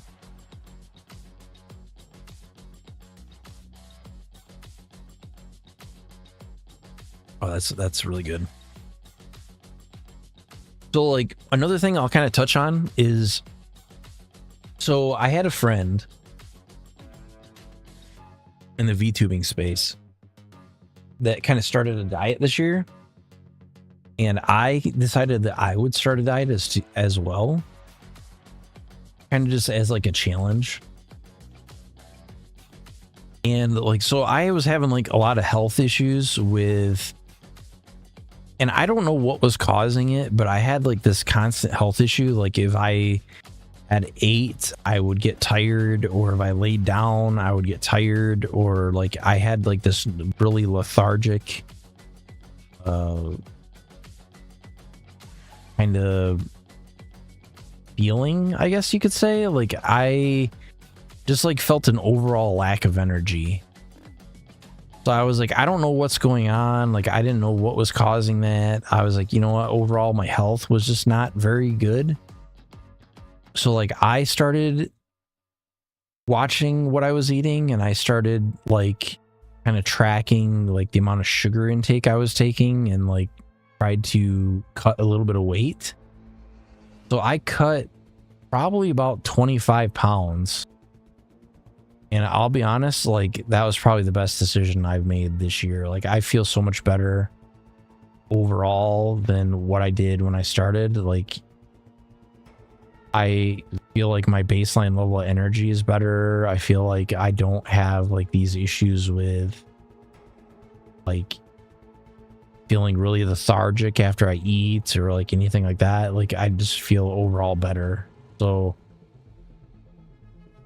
that was definitely something I did this year that was for the positive. I would say like the one thing that is I'm still trying to figure out with like my health and like my like status on the channel, like me missing streams, is ever since like maybe it was like maybe 2021, 2022, because I started streaming in 2022. I don't think it was too bad then. But when it hit like 2023, 2024, and like into this year, I've had more stints with sickness than I have in a long time. And I don't know if that's just from me not getting like proper sleep, or maybe it's from not getting proper nutrition or something like that. But like, if you guys see me miss streams, like more often than not, it's because I am ill, like physically ill. So like I'll go from like a sinus infection into like the flu into a cold, and like I've had that cause more missed streams and missed time than anything else. Because there was some times where I was sick for 2 to 3 weeks at a time, and it got crazy for a while. And I'm almost positive that it's going to be that way when I traveled for TwitchCon. Like I'm pretty sure as soon as I get on a plane and I fly somewhere else. So like part of that is illnesses tend to be regional. And by regional, I mean like maybe a 200 to 300 mile radius of where you live. Like there's going to be a very specific viral profile to like the viruses that go around. And when you start traveling more than about 200 or 300 miles, like you're going to run across viral profiles that are different enough that you will get those same illnesses again. And goddamn, a voice cracked there for a minute. You run across where you run across the same illnesses, but with a different viral profile enough that you will get them again. And with the nature of my work and my job, I do travel enough that I do encounter that problem. So every time I change locations, I do tend to get sick again for at least a week. So I've kind of been working through that, and you will probably see higher density of content in the fall, just because I don't do as much travel during that time. And I'll try to get more content out in that time period. And I think with a delay of Grand Theft Auto 5, not Grand Theft Auto 5, Grand Theft Auto 6, but we will see more releases during that time frame. But the thing I've kind of been debating on if I should buy is an Xbox Series X, because I do have Game Pass and I do have like this laptop that I travel with, and I do have like an Elgato capture card, and I'm kind of thinking that maybe that would be the better way to stream some games if I can't get them running on my laptop. Like maybe I run them on the Xbox Series X and then stream them out through the laptop and do it that way. And that would also allow me to maybe play Grand Theft Auto 6 when it comes out. But it's kind of up in the air right now. I'm kind of waiting. I know that they announced like a price increase for Xbox Series X come fall. So, I mean, we'll see if I still decide to do it in a month or two. I don't know if that's going to be the case. It's kind of hard to justify buying an Xbox Series X when you can just play most of that stuff on PC. But so if you guys aren't familiar with like why I went to desktop PC again after a certain amount of time, is I had a laptop PC, and it was a very high-end laptop. It was a 12700 HQ with like 64 gigs of RAM, and it had a 3080 Ti mobile in it, and it fried. So I had a lot of docks and stuff that had to be connected to it in order to be able to stream, and I think I might have shorted something out over USB-C. I don't know what it was, but that laptop died. So I don't know if I will buy another laptop that high-end again. I think I'm pretty much through the era of laptops, because they are very much not serviceable and very much not great for streaming, because the fan speed that you need to maintain in order to stream and play games on the same PC is quite high. So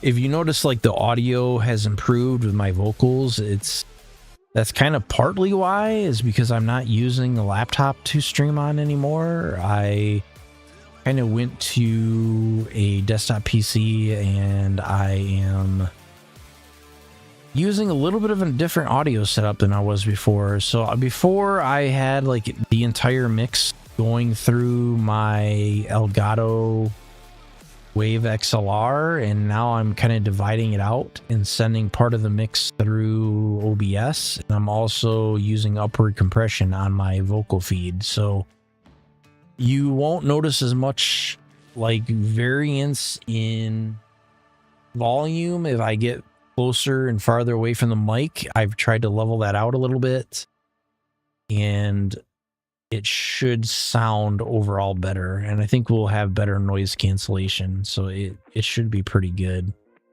But I've tried to like iterate more and more this year. Every stream that I record, I try to go back and listen to it, look at it, see if there's anything I can improve on the visual aspect of it or improve on the audio aspect of it. And I'm trying to get every stream to be visually as good as I can get it, as good as the audio as I can get it, and try to improve on that. We did double the audio bit rate. So as far as like music audio, vocal audio, it is higher quality than what it was probably 2 months ago. But we're going to try to continuously improve that. I think we're kind of at the limitation of what audio-wise I can push out, because a lot of them are limited to 256 or 328 or whatever it is, and we're kind of already at that. But kind of give you guys an idea of like the things I've kind of wanted to dabble in.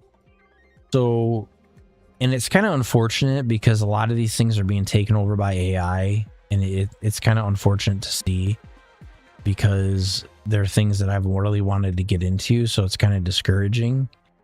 Is I really have wanted to get into voiceovers, and I really have wanted to get into voice acting.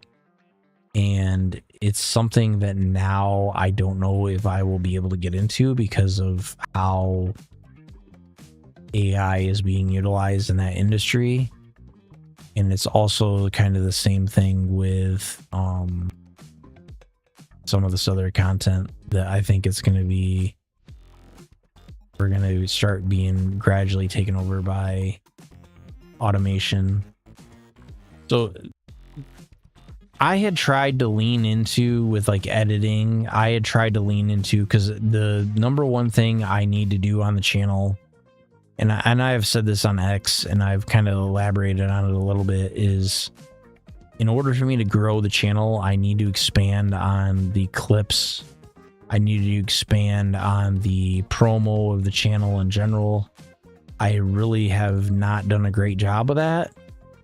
I've kind of had this philosophy is I'm just going to record and hopefully people discover the channel based off of that. But if you go on any of these platforms, like I don't have a channel trailer. I don't have a lot of clips out there.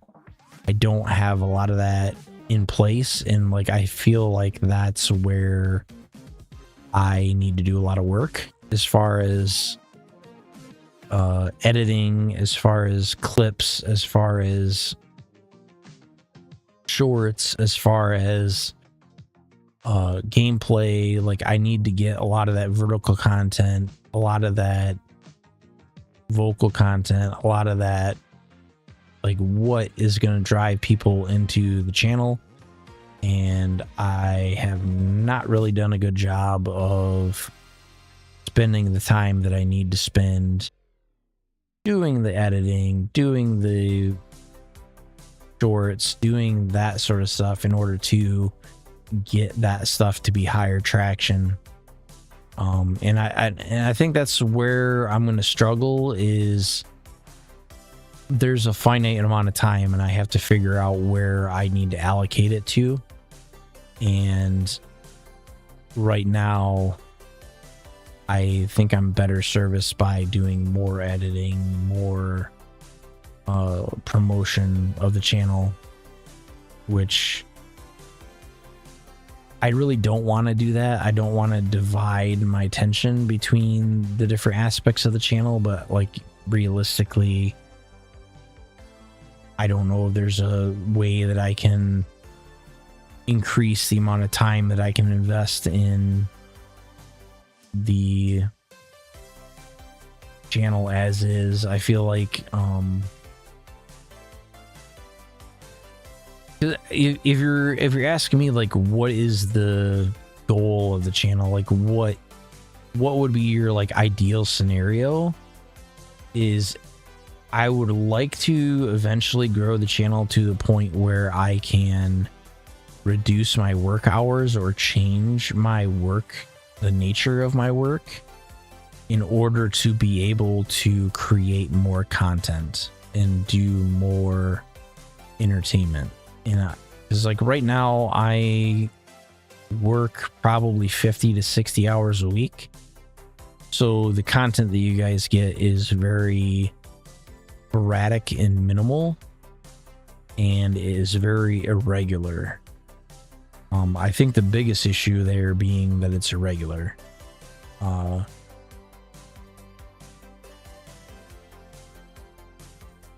When I had started in 2022, I had a more regular work schedule. Like I was getting out at a set time and I could have like a stream at a certain time, and I had like a lot of regulars that came around pretty frequently. Because I had established like a certain window that I'd operated in. But this year I have not been able to do that. So in my field, the issue that I ran across was, as my experience growed, the people that continued to be hired on brought less experience to the table. So there was a higher dependency put on me to close the gap. So my work demand hours increased and my availability decreased. So a lot of times that meant that I'm working so many hours that when I get out of work, I'm absolutely exhausted and I don't want to try to do any content, which that is like part of the issue is I don't have a consistent end time of work. So like I can't, because when I had started, I could schedule a start time of that stream and I could hit it every single time. And now I can't really do that. And I feel like that's probably the most detrimental thing to the channel out of anything that I do, is not being able to know when I'm live or when I'm putting out content or when I went live or when any of that is. So I think some of that might be mitigated by putting out stuff to multiple platforms, but I think that overall, I am definitely struggling with consistency. And I will say that that is probably by far the thing that I need to improve more than anything. And at least I have that self-awareness to know that that's the case, but it's kind of rough. I feel like sometimes I let you guys down by not being there when you guys are around, and a lot of the times it's just due to not being available or being worked so many hours that I physically don't want to do anything besides sleep. It's like once you hit like 60, 70 hours, like you get out of work and you crash out like hard. And that's kind of what I run into more than often than not.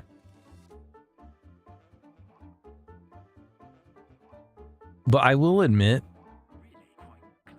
like one of the hardest things that I'm struggling with like right now is, to me, like streaming is not just about creating content, it's about having like social experiences with other people. So like a lot of the times I reach out for like collabs, or I want to do collabs, and then I want to do that sort of stuff, and I see people decide that they don't want to do collabs and they kind of shy away from doing collabs, and I lose the ability to maintain those interactions due to just not having enough free time in order to maintain those things behind the scenes. So legitimately, there are some times where the only times I get to interact with people is when I'm on stream. So I have to choose between doing like a collab stream and using that as a socialization time that I have with those people, or just not being able to socialize at all. And I feel like I lose contact with people after a while because of that. So, I mean, I feel guilty about it, but it also kind of puts me in a space where I am constantly scrolling and trying to find new people to collab with and new friends to make, because I need more people that are more available to collab when I am available to collab, and that's not necessarily always during NA time. It's not necessarily during Europe time. Sometimes it's kind of random. So that's kind of something I'm still kind of working on. Like, socialization, admittedly, is not one of my strong suits. But I think part of that is that because of my low voice tone, I do come across as a little bit more intimidating. So it's hard to branch out and meet other creators in the space, because it's a lot of people get intimidated very easily by my voice tone. And I don't try to do it intentionally. It just, I don't know. Maybe that's a weird thing to say, but I do get that it's like kind of intimidating to like approach me or like want to reach out to create content, because like I have this like very I guess you could say, how would I put that? More, oh, how would I put that? This more unapproachable voice tone. Like, I kind of sound like I'm not friendly, even though that's really not the case. But I don't know. It's kind of like this rotating circle of social circle that I have to keep trying to slot people into. And I do definitely struggle with that a little bit. But because like, I don't know. So I think what causes a lot of that. So if you live in a town, right? You have like your circle of friends that you know, that you live around, that you're always there. You're in town. If you want to go do something, you go do something. I don't have that, because like my work is nomadic and I travel quite a bit and I'm never back in town. So like I don't really maintain those friendship circles locally because I'm never there.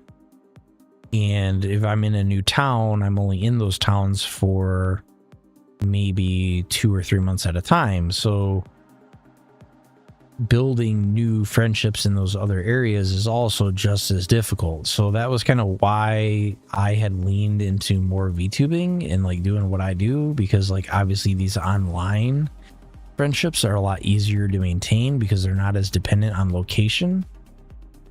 But the initial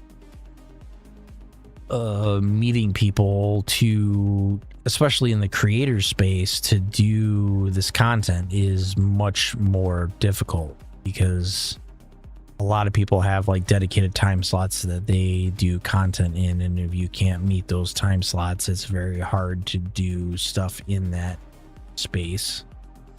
But I try, but this is something I'm gonna have to try to keep reaching out, and hopefully I'll find some more people that want to do more obscure collabs. And I will admit, I really do not like a lot of the collab games that are out there. So like if you ask me like, hey, do you want to do a Lethal Company collab? Do you want to do a, Repo collab? Do you want to do a Headliners collab? Do you want to do, I mean, the only game that I don't mind is like Schedule 1, or like some of these other shooters. Like I don't mind Helldivers 2, I don't mind Warframe, I don't mind Killing Floor 2 or Strange Brigade, or I prefer co-op shooters. I don't really like A lot of these other types of games like Lethal Company or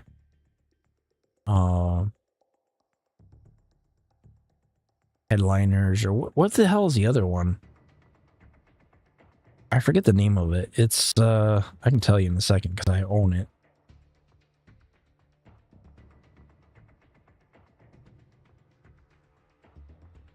We're scrolling through. I'm trying to find it.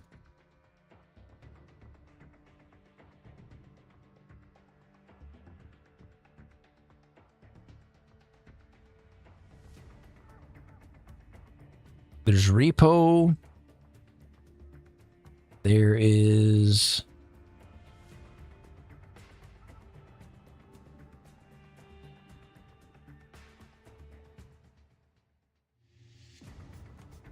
I have no idea. Lockdown Protocol.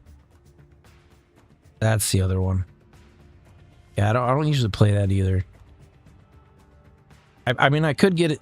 So, I mean, I guess maybe it's weird, but I don't like games where the inherent nature of the game is you have to lie to your friends, or the inherent nature of the game is that you have to be underhanded or backstabbing. Like, maybe that's weird to me, but I just don't like having like an established social circle of like people that you have some sort of rapport with, and like the nature of the game is that you have to backstab and lie, because I feel like that's carries over beyond the game to a point where it's not something I like to engage in.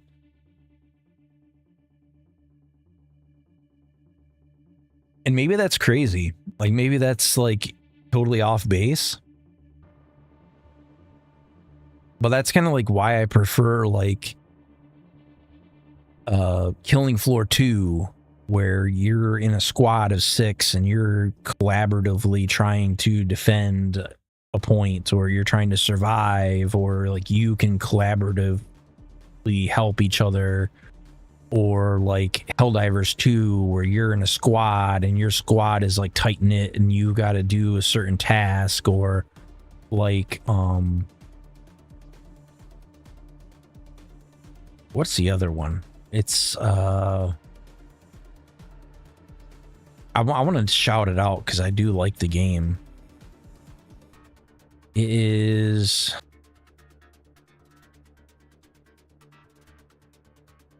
Deep Rock Galactic. Yeah, Deep Rock Galactic is another one I really like for collabs, because like that one, it's like your squad, you are a team, everybody brings something to the table, you are trying to survive together and do like a task. And like that, to me, I like, because I feel like those things build camaraderie and like a deeper sense of teamwork. Whereas like when you get into some of these other games like Lockdown Protocol or maybe not so much Lethal Company, because that's not really subversive, like trying to, but like Lockdown Company or Lockdown Protocol and Among Us, like those ones that you are meant to be subversive and backstabbing, like I don't like that dynamic. I feel like it carries over beyond the game to a point where it becomes toxic. And you'll say, no, not really, but okay, play with people on that and see if you carry a grudge over. You definitely will. That's why I always kind of prefer like a co-op dynamic to like those environments. Like one of the ones I constantly try to get people to play is Shadow Warrior 2, but like there's compatibility issues with different versions of Windows. So, but that game, like Shadow Warrior 2, probably one of my top 10 favorite games. Like I really like Shadow Warrior 2. Like the the weapon variety, the combat, the 4-player co-op, the story campaign that you can play through. Like, it's all really good. And it's probably the ones I rate up there pretty high. I mean, the only issues I had with that game was when you're streaming it, the initial cutscene where you're in a car and it's playing a song, like that song gets copyright claimed every single time.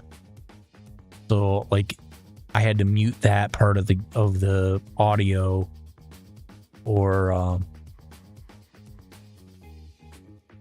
but like a lot of these survival crafting games, I really like those too. Like if I could get people to collab on like Ark Survival Evolved, where we're playing on Ragnarok, like those were always really good times. Like we had, if I could get a group for 33 Immortals, that's another one I'd like to try.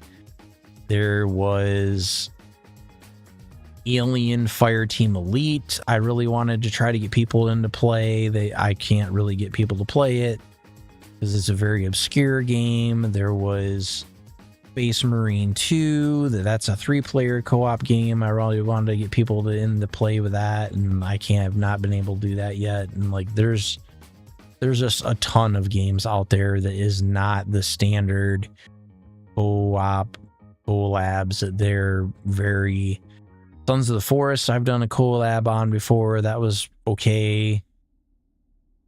But like co-op titles are my jam. I really like co-op games in general. And I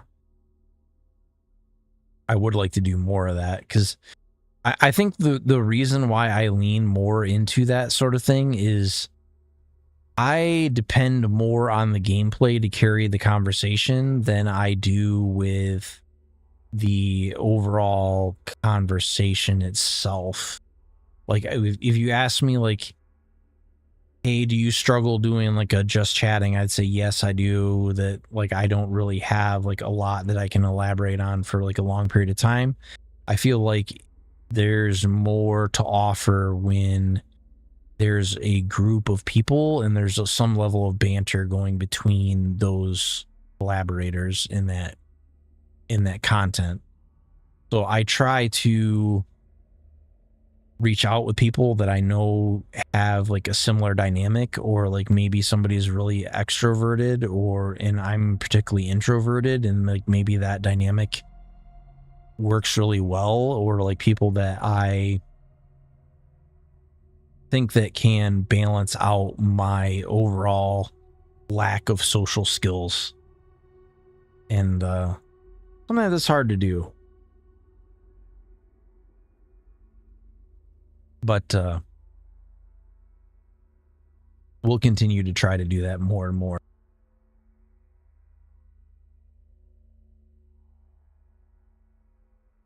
I'm just taking I'm taking a breather for a second and sipping my drink. That's kind of the other thing with like a lower voice tone is I do find that I start to lose my voice earlier on in like a just chatting format. Like if I try to sit here and talk for hours and hours, like I'll start losing my voice around like the 2-hour mark, 2.5-hour mark. So if it seems like during my gameplay I don't speak a lot of that comes down to just not being able to have a lot of vocals without me straining my voice to the point where I can't speak anymore. And maybe that's something that I will be able to maybe work my way into, like maybe if I get more used to it.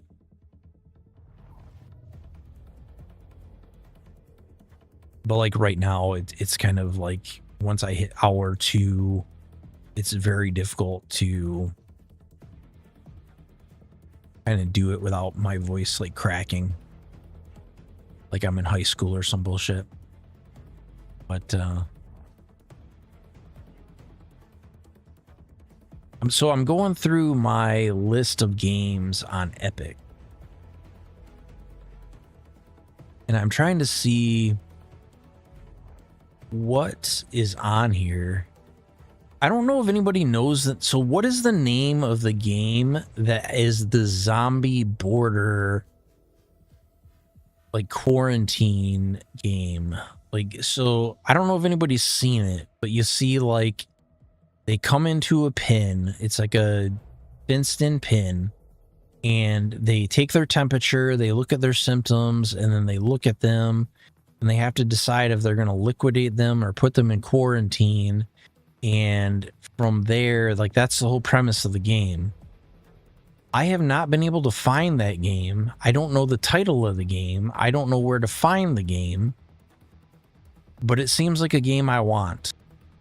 I don't know where to find it.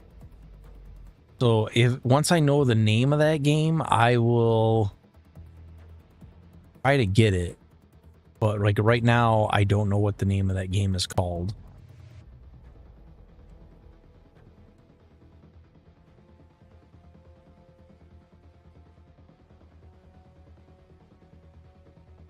But I mean, it kind of sucks because I kind of wanted to play like that crime boss Rockay City, but after the whole controversy that they were involved in, like, I don't want to touch that game now. And that tends to be like a trend with a lot of this other stuff. But I still think Red Dead Redemption 2 is a game that I definitely want to go through and do a playthrough of, because I really have not touched it at all, like in any sort of major way. And that's definitely something I want to do before Grand Theft Auto 6. I still don't know. I don't know why they don't want to release Grand Theft Auto 6 on PC with it simultaneously. Well, I know why they don't want to do it. They want to do it. They don't want to do it because of money. But I would have liked to have seen a simultaneous release of Grand Theft Auto 6 on PC. And I don't think we're going to see that. I think it's going to be like a year and a half to a year, if not maybe more than that. I don't know what we'll see with Grand Theft Auto 6, but it's so stupid. Like, I don't understand why they would do that. Because, like, I would buy the collector's edition of that game right out the gate if they had it on PC. But I sure as hell am not going to go out and buy a console just to play that game. But if I end up buying a console for another reason, and I just happen to have console at that time, then maybe we'll play it. But right now, I don't foresee that happening unless I pick up an Xbox Series X, because about the only console I can justify is an Xbox Series X, and that's because I do have Xbox Game Pass. And if I have Xbox Game Pass, then I don't have to buy specific games for Xbox.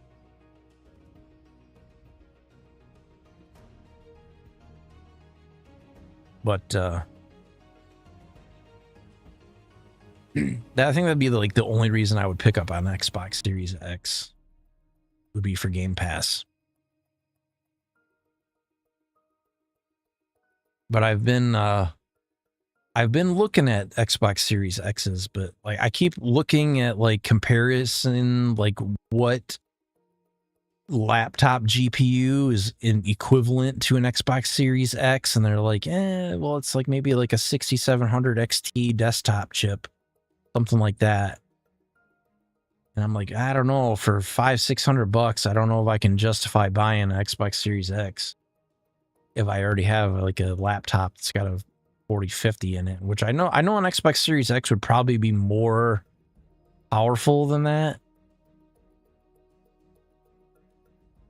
But I just don't want to end up in a scenario where I got to rebuy all the games that I already own to play them on a console. That would just be crappy.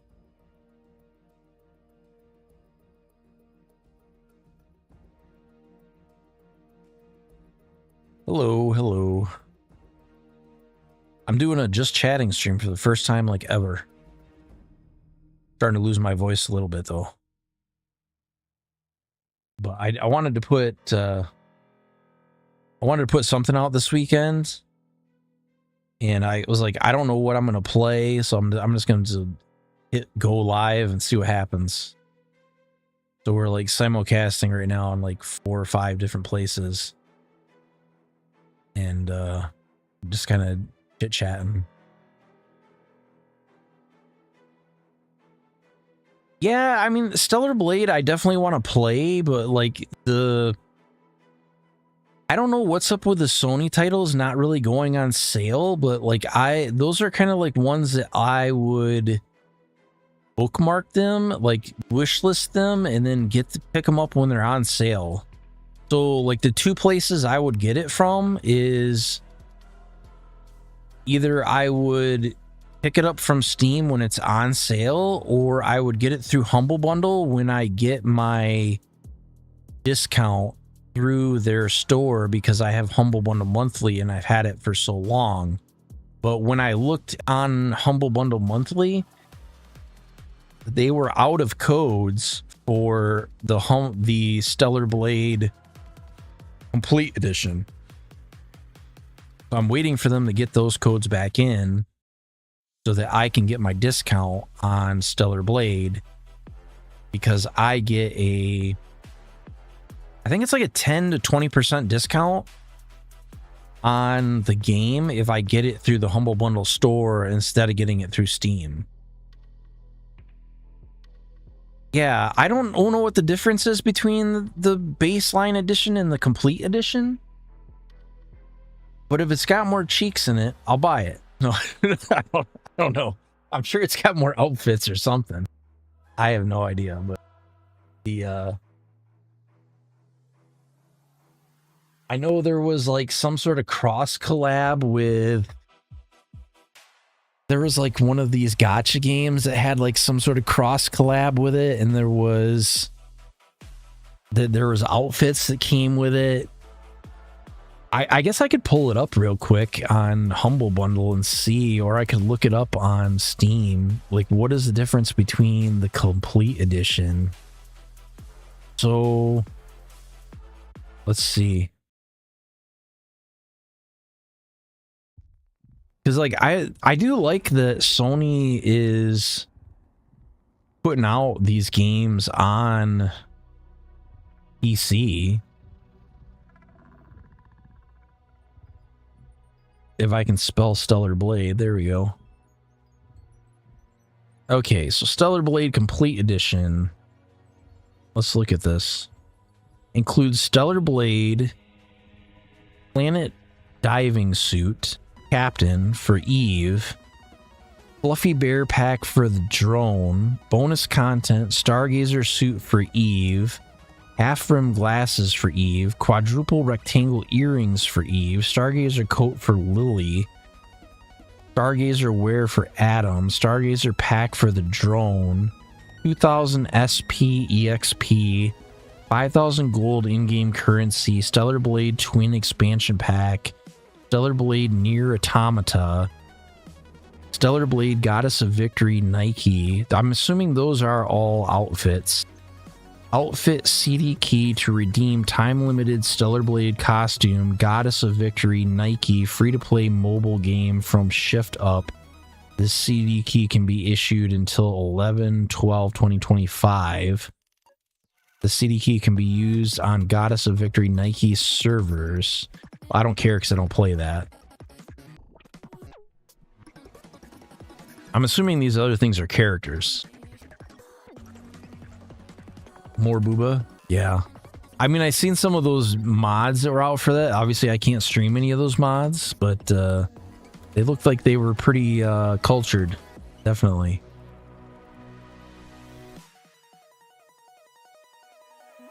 But yeah, like, I don't know what Stellar Blade even is. Like, is it like a Souls-like? Is it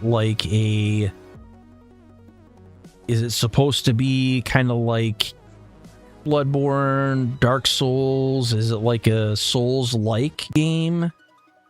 Is it like an action arcade game? Like, I guess I could look on, what do they call it? Like, what is it classified as? It is a hack and slash action game. It doesn't say it's a Souls-like. That's positive because I don't particularly care for Souls-like games. It says...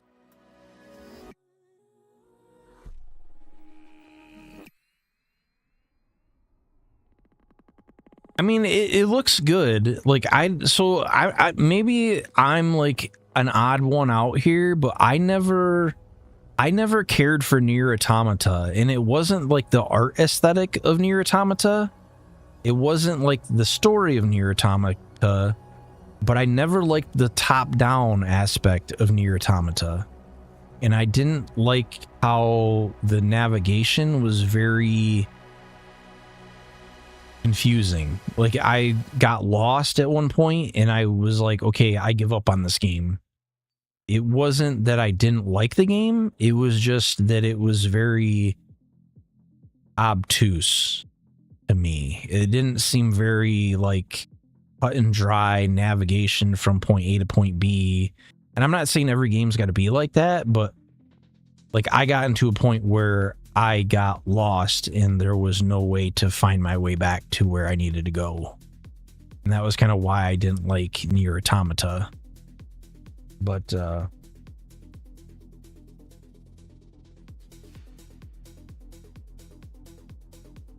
not saying Nier Automata is a bad game. I'm just saying for me, I didn't particularly care for it. But maybe I would have learned it better as I went along, but to me it was kind of more of a niche game, I think. But I mean, the one game I would like to get more back into is the game I felt bad about like racing through like really fast. I mean, I guess it's like 2 games that I did that to, is I try to get through games like as fast as I can. And I think Clair Obscur is like one of the first games that I raced through the main quest line in a hurry that I felt bad about doing it. They're only skins from Nier. Yeah. I mean, if Stellar Blade is like a hack and slash, then I would probably play it. I would not have a problem with that, but as long as it's not like classified as like a Souls-like, and I don't see it classified as a Souls-like, so I mean, I probably will try it out.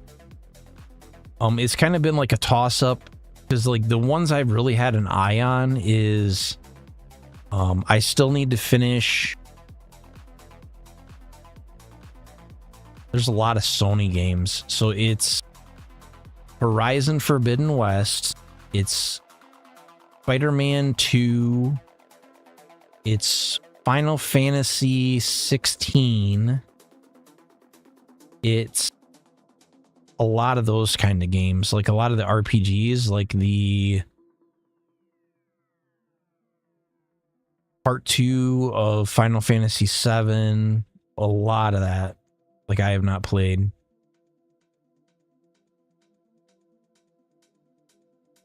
Not a Souls-like, that's pretty promising. Yeah, because I don't know what it was, like that was kind of why I never really tried to get into Wukong, was like I don't know, I've never really been a fan of like Souls-likes, even if they're not Souls-likes. I think part of it is FromSoft games have never really come across as very polished to me, and I don't think difficulty is enough of an endearing quality to make a game good.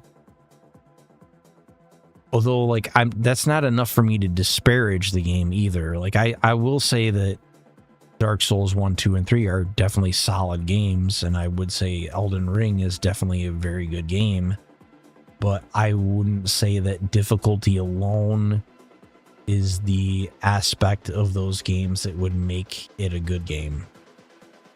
So like I've never really played Elden Ring on stream. I played it a little bit off stream, but I always felt like I was missing something in the game without going onto a website to look up where I needed to go. And as much as I like an open world, I would like to like at least a checklist to know I'm not missing something, or like a guide, or like a hint on like where I'm supposed to go or in what order, or like anything like that.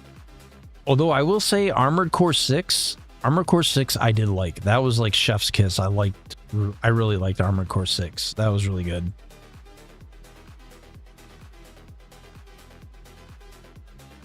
Yeah.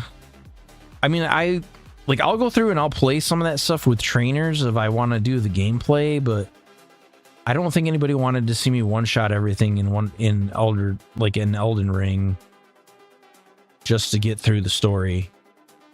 I do think the lore is interesting, and I thought that aspect of it would be good, but the difficulty aspect of it I didn't really care for.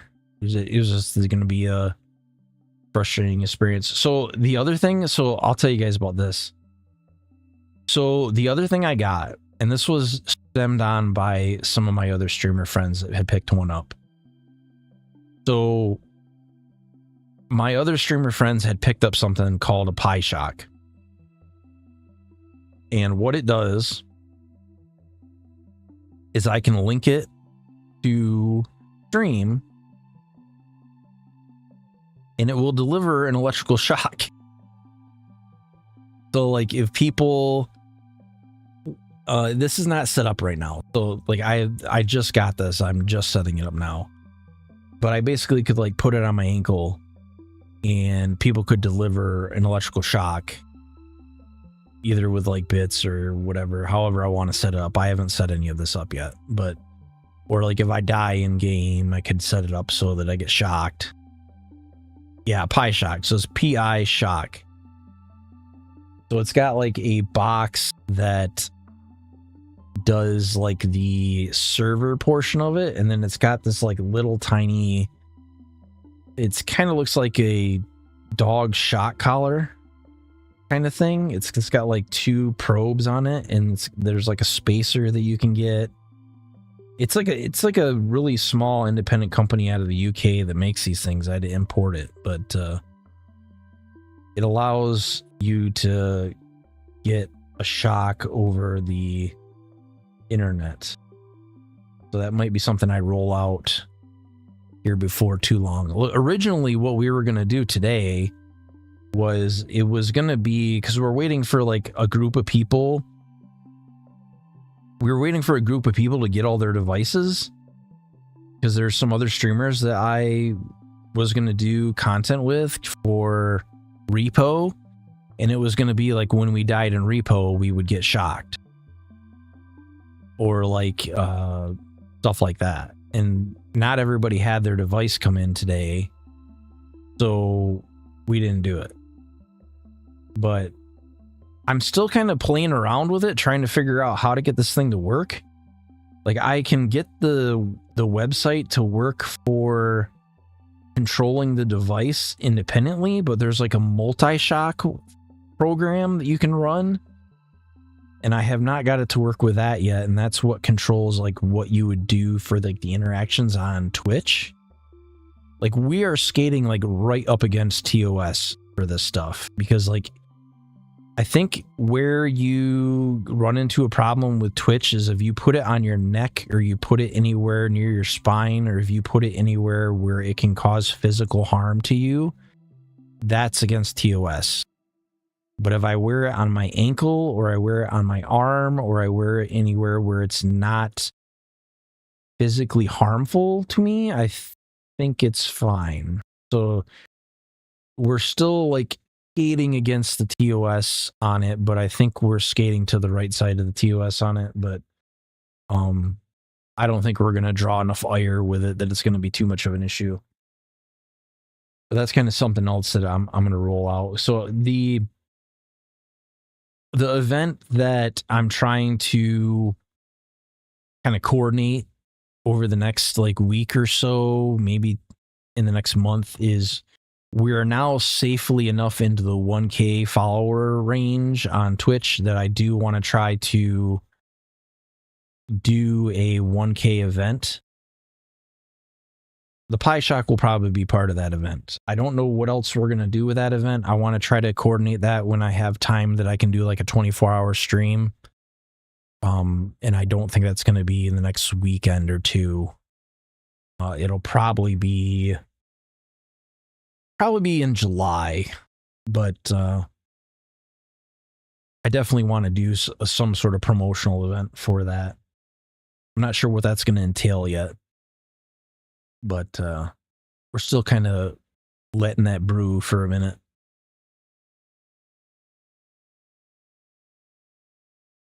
Because the thing I've got coming up, and it's kind of shitty. So my company arranges my hotels when I travel, right? And the hotel that we're at did not have availability for this upcoming weekend, right? So this upcoming weekend, I work overnight, right? And so I get out of work like maybe 8 a.m. So that following morning, so I would have normally been off Friday night, Saturday night. So that Friday night into Saturday, I have to check out of that hotel and go to a different hotel. And then I have to check into that hotel and then go to a different hotel. And then I have to check back into the original hotel that I was at before. So both of those days, I get screwed out of half a day because I can't be in a hotel from 11 a.m. to 3 or 4 p.m. on both of those days. So normally I would have streamed through the night, and that's the time I would have been sleeping. But now, because I don't have a consistent hotel through the weekend, I am nomadic for that entire weekend. So I don't know how that's going to affect stream. I don't think I will be streaming that weekend, but it's going to be kind of really shit.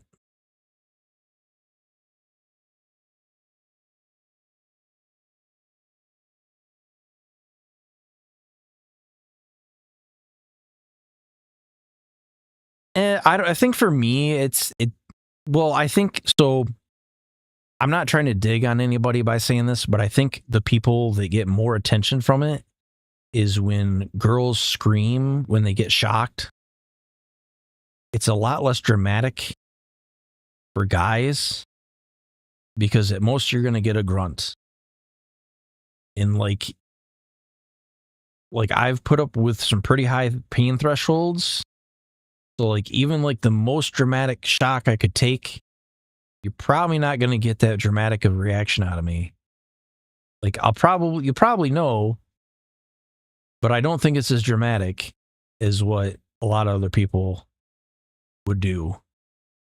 So like it's kind of like, I'm sure it's going to be gimmicky, but like I'm sure it's more going to be as like a funny haha, not like as like an actual punishment kind of deal. But it was kind of, I wanted it to kind of give a little bit of variety to the stream, and there wasn't like a whole lot of interaction stuff that you can get. So like there was stuff I could roll out, like if I changed my tracking software, like if I went from, because like right now I use VC Face, like if I went to, what is it? Warudo, or if I went to, I think it's like Nian something. Like I could do more interactions with like bits and that sort of stuff. But the problem was like the tracking was not as good. So I kind of more went away from those methods. But it's kind of something that I keep playing around with. I would like to, like I'm always trying to figure out how I can expand like the interactions like the stream interactions and all that kind of stuff. That's kind of like why I keep the channel points separated from like our giveaway program.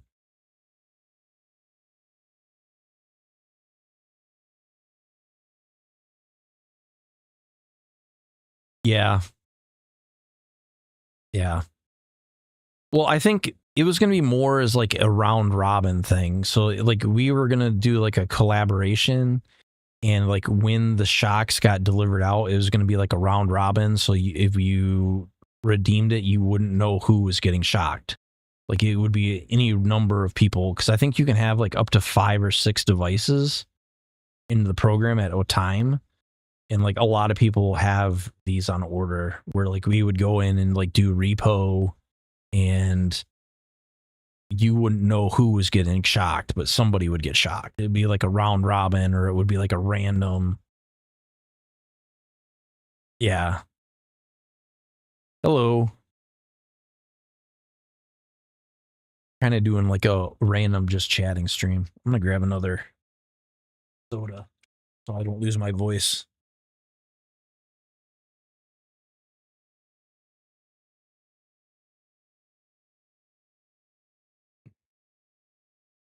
But I think overall, like that's kind of where I've struggled over the last little while. Is I haven't done marbles on stream in forever.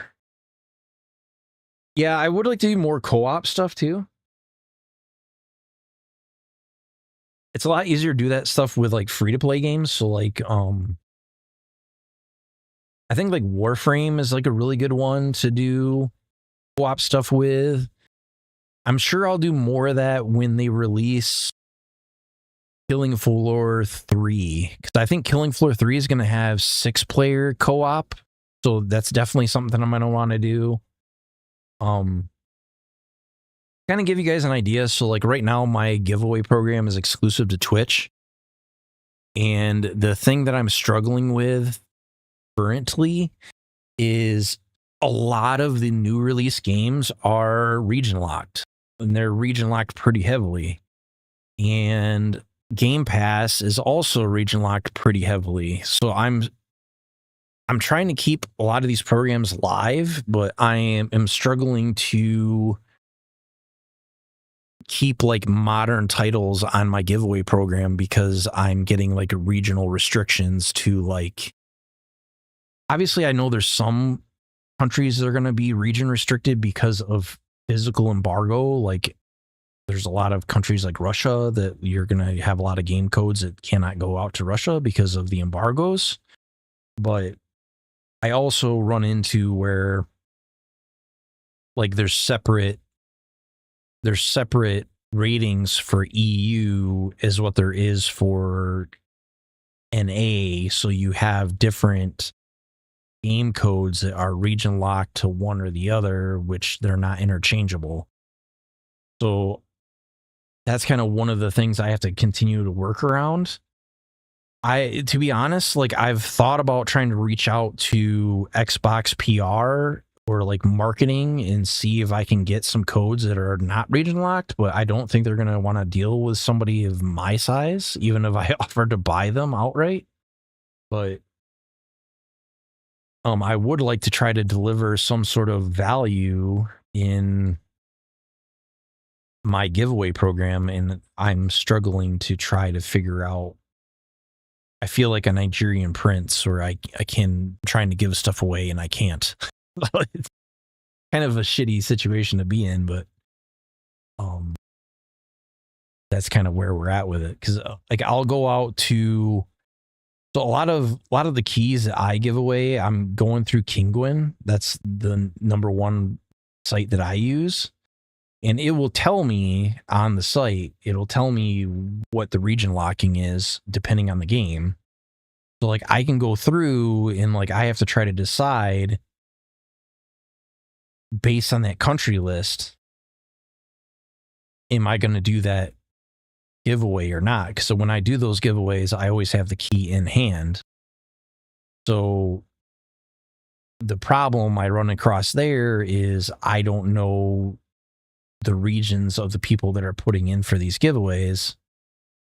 So I don't know what keys I need to obtain in order to do those giveaways. So it's kind of like I'm trying to keep it where there's not two-way interaction required in order to do it, because that adds like a whole nother level of complication to it. So the way that system works now is people put in for a giveaway, you win the giveaway, I send the code out via Twitch Whisper. There's no two-way interaction required. But if I needed a separate region key, then now I need two-way communication on what region do you need a key for. And so you're introducing additional problems with maybe you don't get a response, or maybe that thing that you are trying to give away is not redeemable in the region that they're in. So like it creates this whole other set of problems that I try to get around. But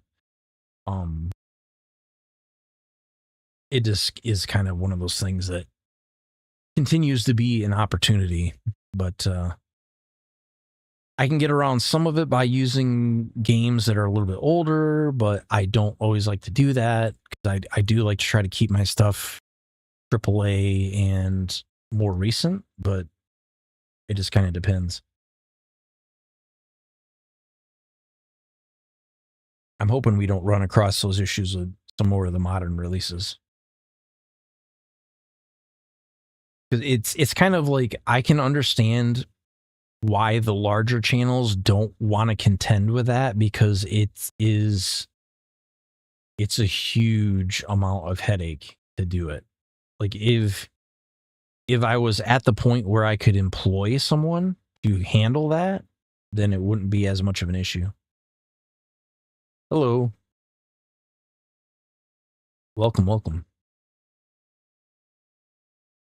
But yeah, I do kind of want to do more like community-based games, but I think what game today, we're just kind of doing a just chatting, because to be honest with you, so I'll kind of give you guys the background. So last weekend, actually it was a couple weekends ago, it was the first weekend of June.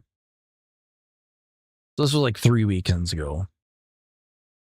I had taken off a day, and I was supposed to be able to drink that night and be able to party, for my birthday. But that didn't end up working out. So I never got to drink. I never got to go out and party. I ended up sitting home on my birthday and not doing anything. So I decided tonight I would start drinking. So I got maybe like 3 or 4 deep, and then I decided I would start streaming. Kind of what we're doing right now.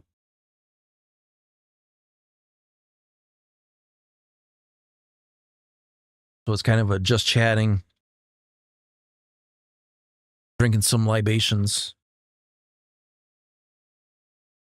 Kind of stopped drinking at this point, though.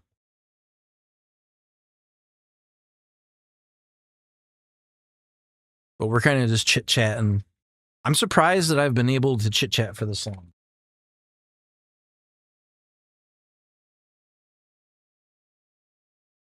But I've been trying these different...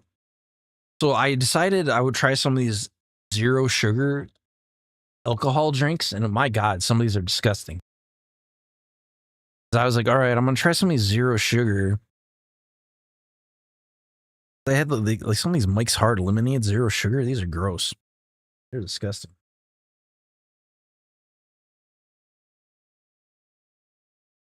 But yeah, thank you. Yeah, I really haven't been getting out content consistently like I really should be. And a lot of that's been because like I've been traveling more frequently. So, but you will see me on more platforms now. So like whereas before we were pretty much Twitch exclusive, now we're on 4 platforms. So we went from only Twitch to now we're on Twitch, X, YouTube, and Kick all at the same time. So that is new. That is very new.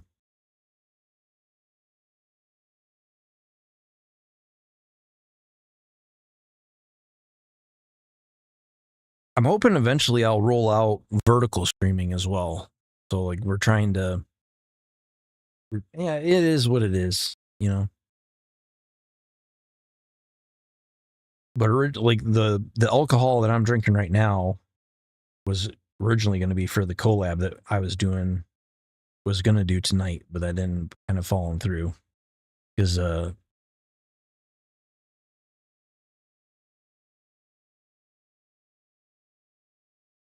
Wowers 3 PCs, kind of, but no, like so I'll kind of give you guys like the logistics. So I was in a hotel internet shitty, right? So OBS had a update. There was an update to OBS that allowed you to do multi-streaming, right? But the problem with OBS multi-streaming is for every channel that you add, you double your bandwidth requirement. So if I was uploading at 6 meg, then if I wanted to do 2 channels, I would need 12 meg. If I wanted to do 3 channels, I would need 18 meg. And so on, right?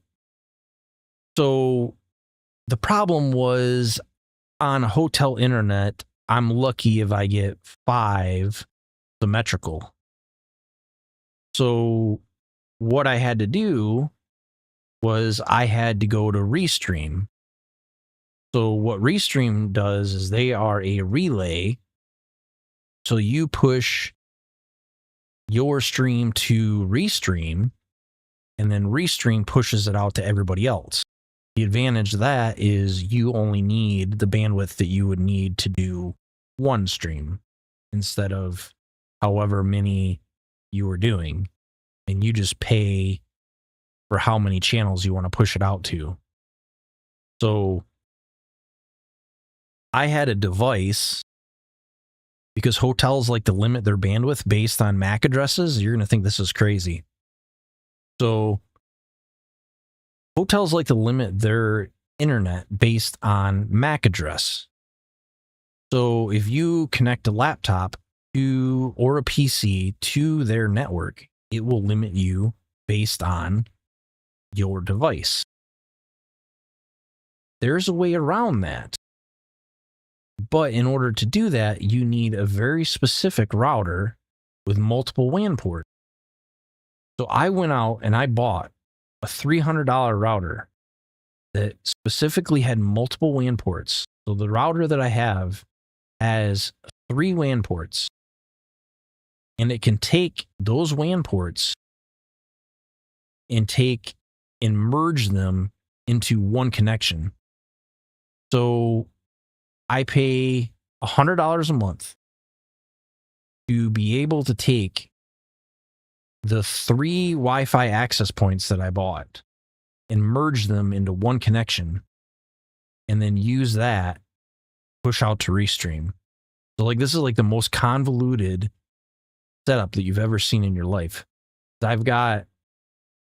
So what I had to do, because I don't have a physical LAN port, I had to take 3 Wi-Fi repeaters that all had individual LAN ports, take each of those Wi-Fi repeaters and hook them to their Wi-Fi, and then take a physical Ethernet cable, hook it into my router, merge all 3 of those connections together over a dedicated piece of software, and then use that to stream over. It's absolutely insane.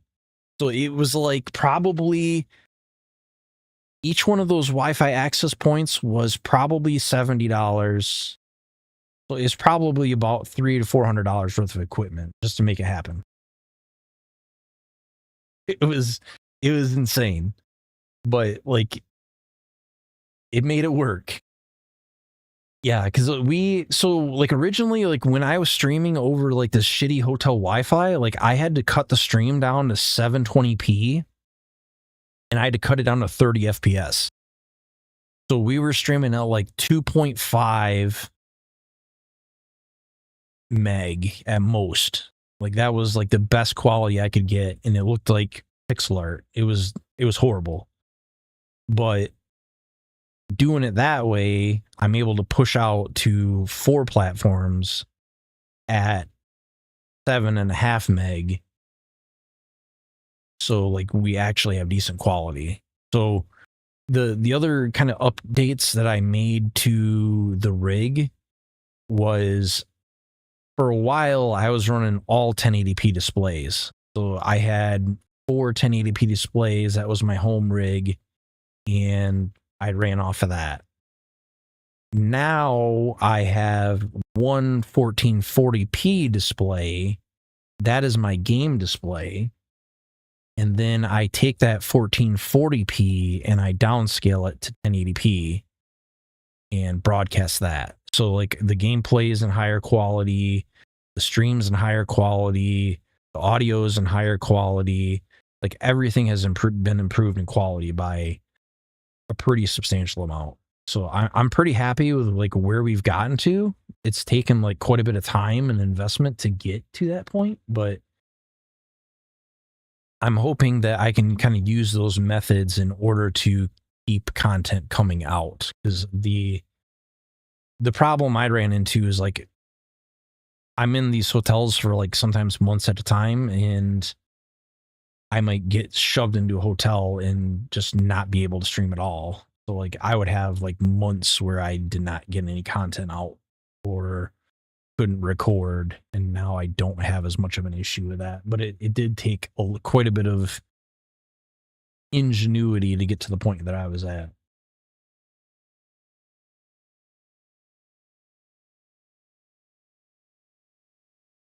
But so far I'm pretty happy with it.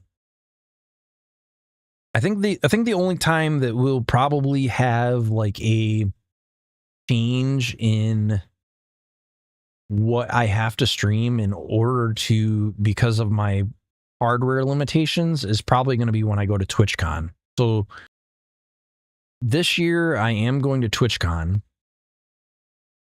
and I will be at TwitchCon the full duration. I'll actually be out in California probably for a little bit over a week, I think. I think we're going to like Disneyland and in probably the San Diego Zoo and probably a couple other places, but it'll be my first time to California. I kind of had the stance of avoiding California, so that's kind of a new thing. But we definitely will be going to TwitchCon, because that plane ticket is already purchased. But I still need to get, I would like to get some business cards for TwitchCon yet, and I still would, I think if I stream while I'm at TwitchCon, it'll probably be on my laptop, because obviously I'm not going to be toting a tower on a airplane. So that'll be a thing. But because right now so after my laptop died, I had a MSI GE76, and that died. It fried. So I bought a 5070 Ti and I put it in my tower that I had. So now I'm running off a desktop PC. It's a C70 Corsair case from like way back when. They don't make it anymore. And thing probably weighs like 60 pounds because it's got 8 hard drives in it. It was a Plex server.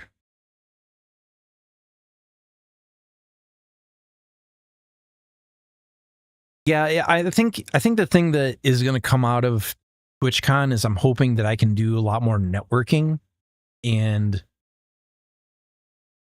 kind of just meet more people. I think that the thing that I've always kind of struggled with is like the social aspects of streaming, like behind the scenes. Like I don't really reach out to a lot of people, and a lot of people really don't reach out to me because I tend to come across a little bit more intimidating. And the it's kind of a weird spot to be, like in this kind of limbo in the space that I'm at, because there's a lot of streamers in like the 300 followers range that won't reach out to me because I'm intimidating, and there's a lot of larger creators that won't reach out to me because I'm too small.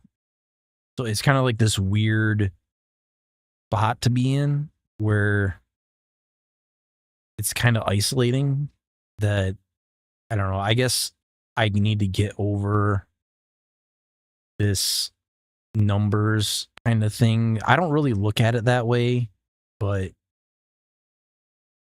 I think a lot of people are numbers oriented in the space. So, I mean,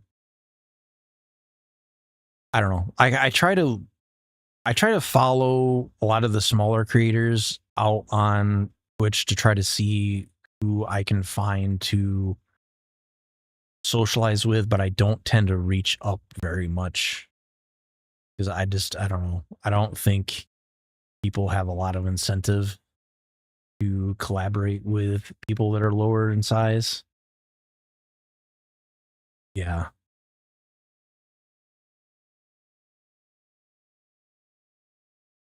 Yeah, I mean, I don't really reveal any of my previous channels that I have done. Like I think I've had 4 channels by now over the course of my history. Like I used to IRL stream, but kind of got out of that because I don't know. It was kind of one of those things where people got really creepy. Like I'm not gonna lie. Like when I did IRL streaming, like people got really fucking creepy, like really quick, and I kind of noped out of that in a hurry. And I think that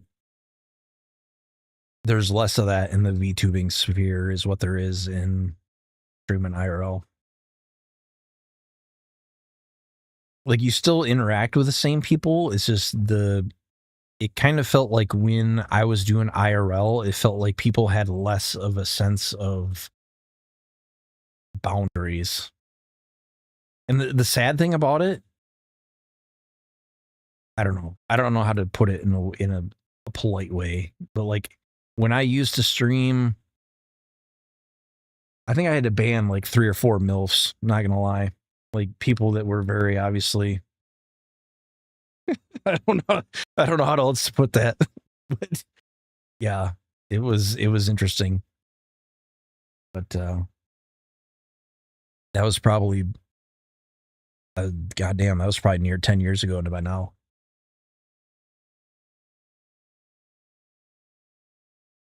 But it was good. It was attention. It was attention, but it wasn't the kind of attention I wanted. Like Jesus.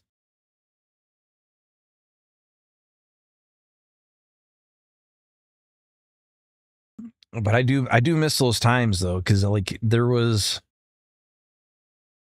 the I think the games that were out back then were just a lot better. Like I really miss WildStar. WildStar was like probably one of my favorite games like for a while. Like it just like the aesthetic of the game and the like the base building that you had and all that kind of stuff. Yeah, I mean, so the weird thing where I'm at is like, so I'm not just a creator. I'm also probably one of the more prolific whales in the VTubing community. Like there's some channels that I have over 1,000 gift subs to. There's some channels I have like 700 plus. There's some channels where I have like over 1 million donated bits. There's a lot of shit like that. So I try to keep a low profile, because if you are familiar with the space, there are reasons that people would reach out to me besides me just being a creator. And I try not to put that kind of crap out there. But I tend to support more of the VTubers in the space that are probably sub under 100 viewers typically. But I mean, the one that I will say is the reason why, not necessarily the reason I got into streaming, because I was streaming before that, but the entire reason I came back to streaming, and the whole reason why I decided to become a VTuber, and I don't usually like to call people out by name, but my motivation and the whole reason why I became a VTuber and my inspiration on why I came back to streaming and doing this is because of Iron Mouse. If it wasn't for Iron Mouse, I would not have come back to streaming at all. I probably would have gave it up. But the I think that was kind of like prior to 2022, like probably the end of 2021. That was like the main content creator that I kind of looked out to for inspiration on getting into the VTubing space, and like the whole reason why I got into it. But I don't really like to name drop like that, but I will, since like it's more of in a positive light, I kind of call her out specifically that I wouldn't be doing what I'm doing now unless I had been a member of her community for a long time. So that's kind of why I got into doing this. But this like overall VTubing experience, like I've really enjoyed it. Like I have made more friends doing this than I have ever in doing IRL streaming. And like the people that I've met, even just in the games that I've played, like the community that I met, like when I was playing Once Human, like the friends that I made while I was playing Once Human, like those are people that I still talk to and would go back and play more games with. Like there's a lot of like socialization and people that I've met along the way that I would have not have met any other way, that I wouldn't want to go back and do it any other different way. Like I've really been thankful for how things have transpired with the channel and like what I've been able to achieve. Like I never thought we would hit 1K. Like I didn't know we would ever get there. There's like a lot of times where like we hovered like back and forth for a long time. I was like, I don't know if we're going to be able to hold the number. And like I was kind of at a point where like I didn't know if I wanted to keep doing it or not, but like I don't ever want to give it up. Like I've had such fun doing this, and like it's something that I really enjoy doing, not just as like a hobby, but like more as like a, I don't know, I don't really look at it as like I'm trying to put out entertainment. We'll look at it as like, thank you for the follow. Welcome, Planet welcome. Feather just followed. Kind of look at it as like, this is kind of like a daily journal. It's kind of like a daily diary, more like and I kind of spoke to this like earlier, is we're kind of like in a unique time in history where like if you upload a video to YouTube, it's there forever and it never goes away. And like what I had said earlier was like, so when my, I'm not trying to get like overly sentimental here, but like, so this year my grandmother passed away and she was in hospice for like maybe 2 months before she passed. And the only thing that she could really leave behind was like the little things that she could write in her notebook.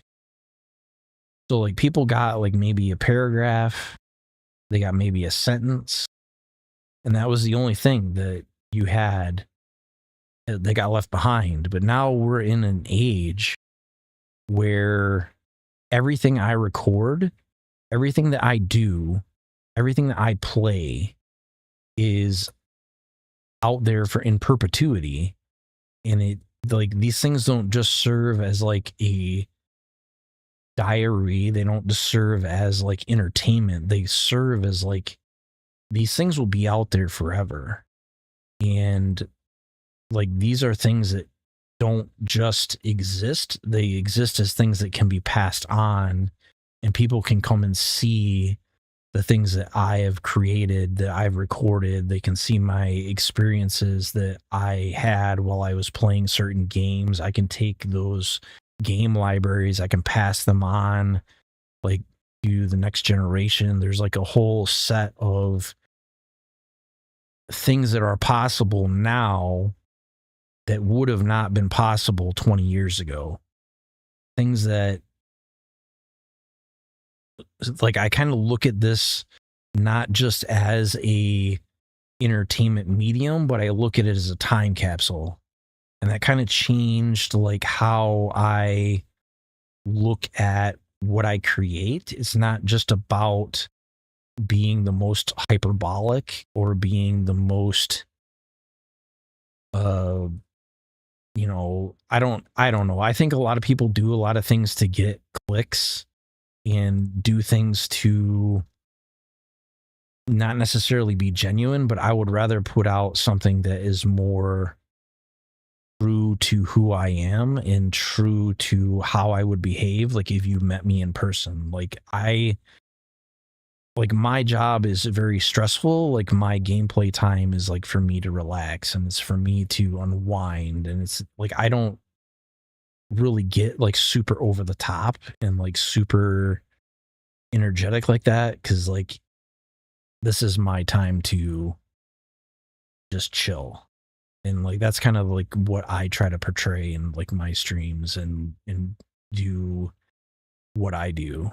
But it was just kind of like one of those things that I realized that, and it was kind of like, I don't, you've seen like some of the other content creators, like they passed with like having cancer and things like that. And it was just like,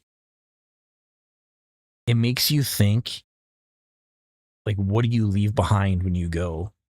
And like, that was kind of part of why, like, I continue to do what I do. It was like building a catalog and trying to leave something behind. Like maybe that's like morbid, but it's the truth. Like it's kind of like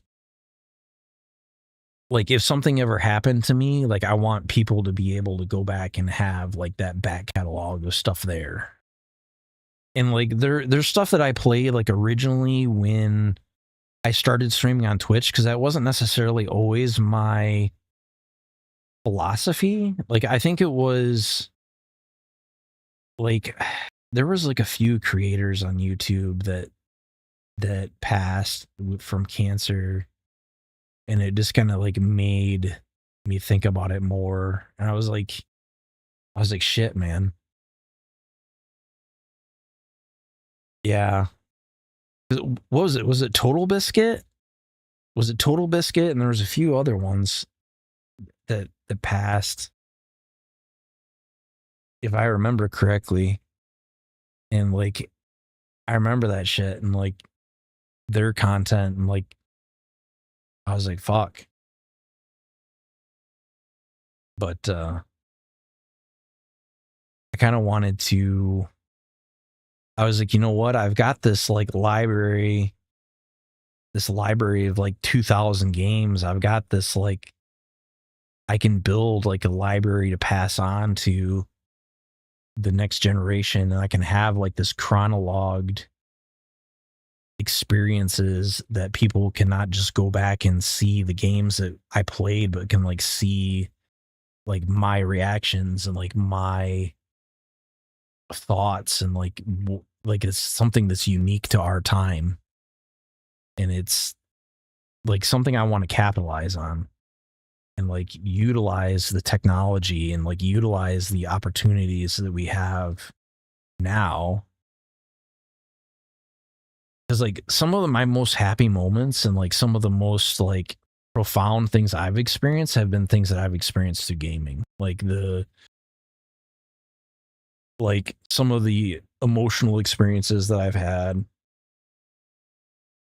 Like the one that I remember, like the early one, like the game that like sticks out to me as like the shit that hit hard was like when I remember like originally playing Final Fantasy X on the PS2, and I was high as shit because I had my wisdom teeth out, and they gave me like Tylenol 800s or whatever the fuck it was, and I was sitting in a beanbag chair playing on like a CRT TV, playing Final Fantasy X, high as fuck, and just playing through Final Fantasy X. And I remember that shit was so good.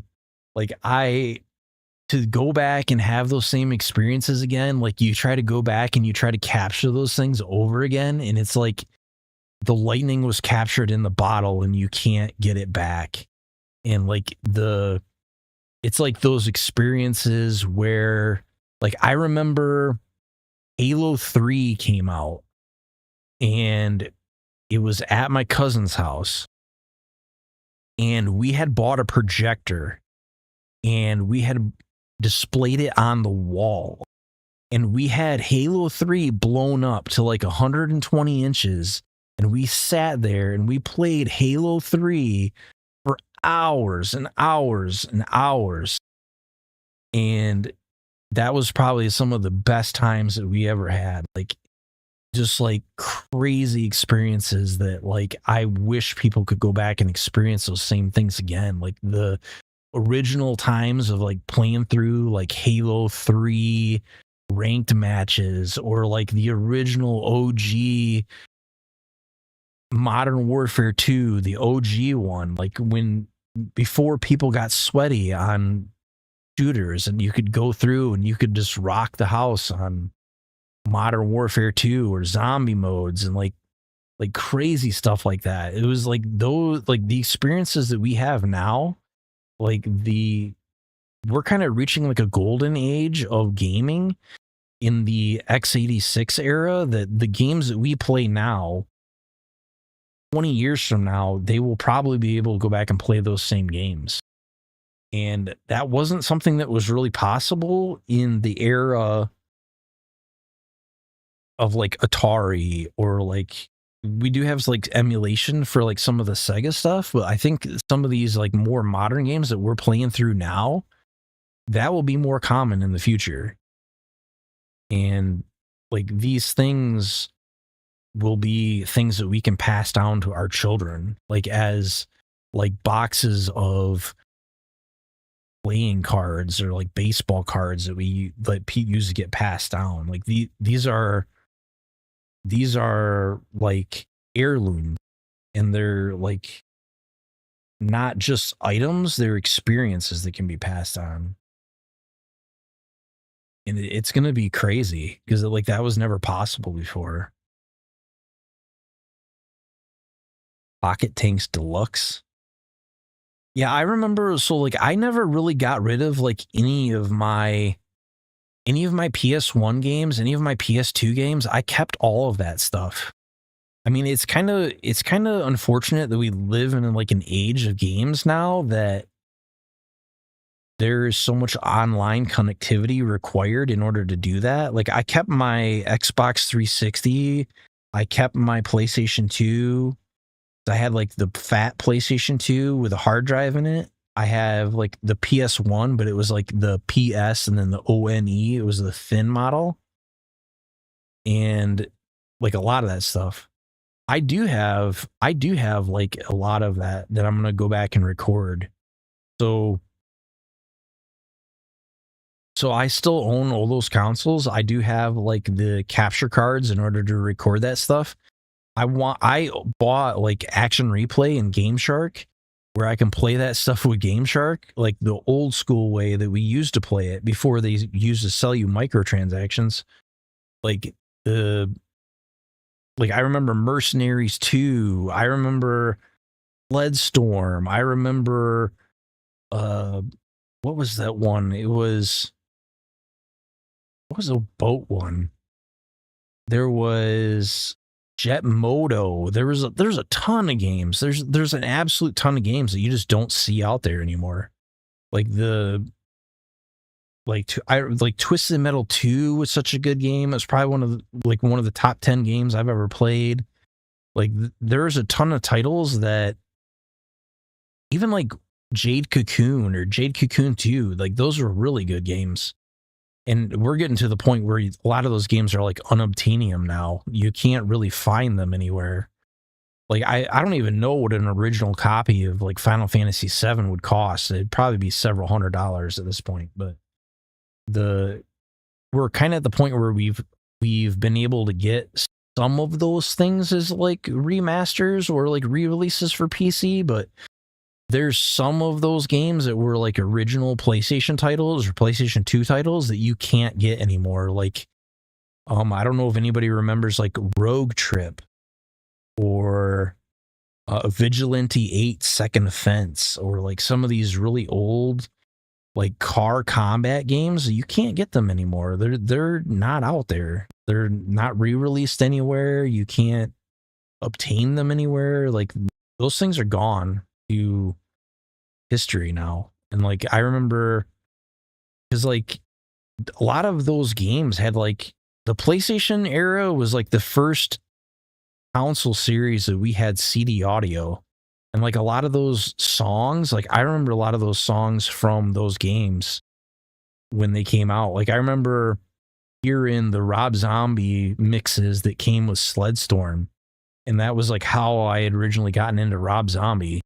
Or like a lot of these other things. Like those games were awesome. Like I can't even remember do you remember the last time there was a snowboarding game? Like before there was like SSX Tricky, or there was like Pool Boarders, or there was I think the variety that there was in like PlayStation 2 or PlayStation 1, there was a lot more variety to the games than what there is now. Like it feels like everything's being boiled down to like maybe the same 5 genres. Seems like we get these cycles of like first person shooters, zombie games, base games, and then it kind of repeats itself every 5 years now. And it's very different from how it was, way back when. And I'd like to just like dig out my old libraries of these discs and just like go through them and play them. Because like I do own all that stuff. Like I have it all still. Like the one thing I had to acquire, like I had acquired after the fact, was Sega Genesis. Sega Genesis was the one thing I had to go out and buy after the fact. Like I bought an original Sega Genesis console. Because Sega Genesis, I don't care what anybody says, Sega Genesis had some pretty good titles. Like if you ask me like what is your like some of your favorite games, I would tell you Streets of Rage 2 is probably one of the best fighting games of all time. Like hands down. Like that game is so fun. Like I would go back and play that game any day. Like it's awesome. Like I remember playing through that game probably 100 times. But there's just like there's so many nostalgic titles out there that are unobtainium now that I want to go back and showcase. Like the there is some stuff that's been re-released for like modern platforms, but not everything is like that. There's quite a bit of stuff that has gone to the wayside. But I think in our time, like, so I don't really foresee, and I don't know about anybody else, but I don't foresee GameStop being around more than another 5 years, because like everyone around me, like within a 50-mile radius, like probably 80% of them have closed down. Like I think the used games, like the used game market is pretty much non-existent at this point. And the market is going to get harder and harder to obtain some of these older titles. Like collecting physical media is a thing that is going away in a way that is very disconcerting. Like because I wouldn't have had as much of a problem with it. Like say you owned like a Nintendo Switch and you could go out 5 years from now and buy a Nintendo Switch cartridge and still play that exact same game. But we're getting into the era of things being mothballed and you no longer being able to use them. Like if you look at what happened with the PS Vita, it's like PS Vita was like the beginning of stuff being kind of online, and then like the stores being shut down, and then there was like the DSD, and there was like the 3DS, and like a lot of this other stuff, and that stuff is becoming more and more that the stuff shuts down and you can't play it. So like the thing that was unique to those like third generation consoles was you can still go back and slap that disc in and it'll work.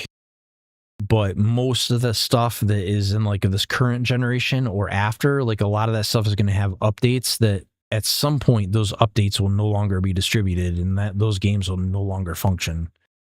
So we're not necessarily buying games anymore. We're buying licenses to games that eventually we will not be able to play them anymore. I don't think that's as much of a thing with PC, but I do think the thing we're going to see like over the next probably 2 or 3 years is because there's not really a lot of original ideas with gaming in general lately. I think we're going to see a lot of remasters coming out and they'll be of varying quality. But I'm kind of hyped for the Gears of War remaster. That looks pretty good. I will be back in just one moment. I'm going to take a quick 30-second break.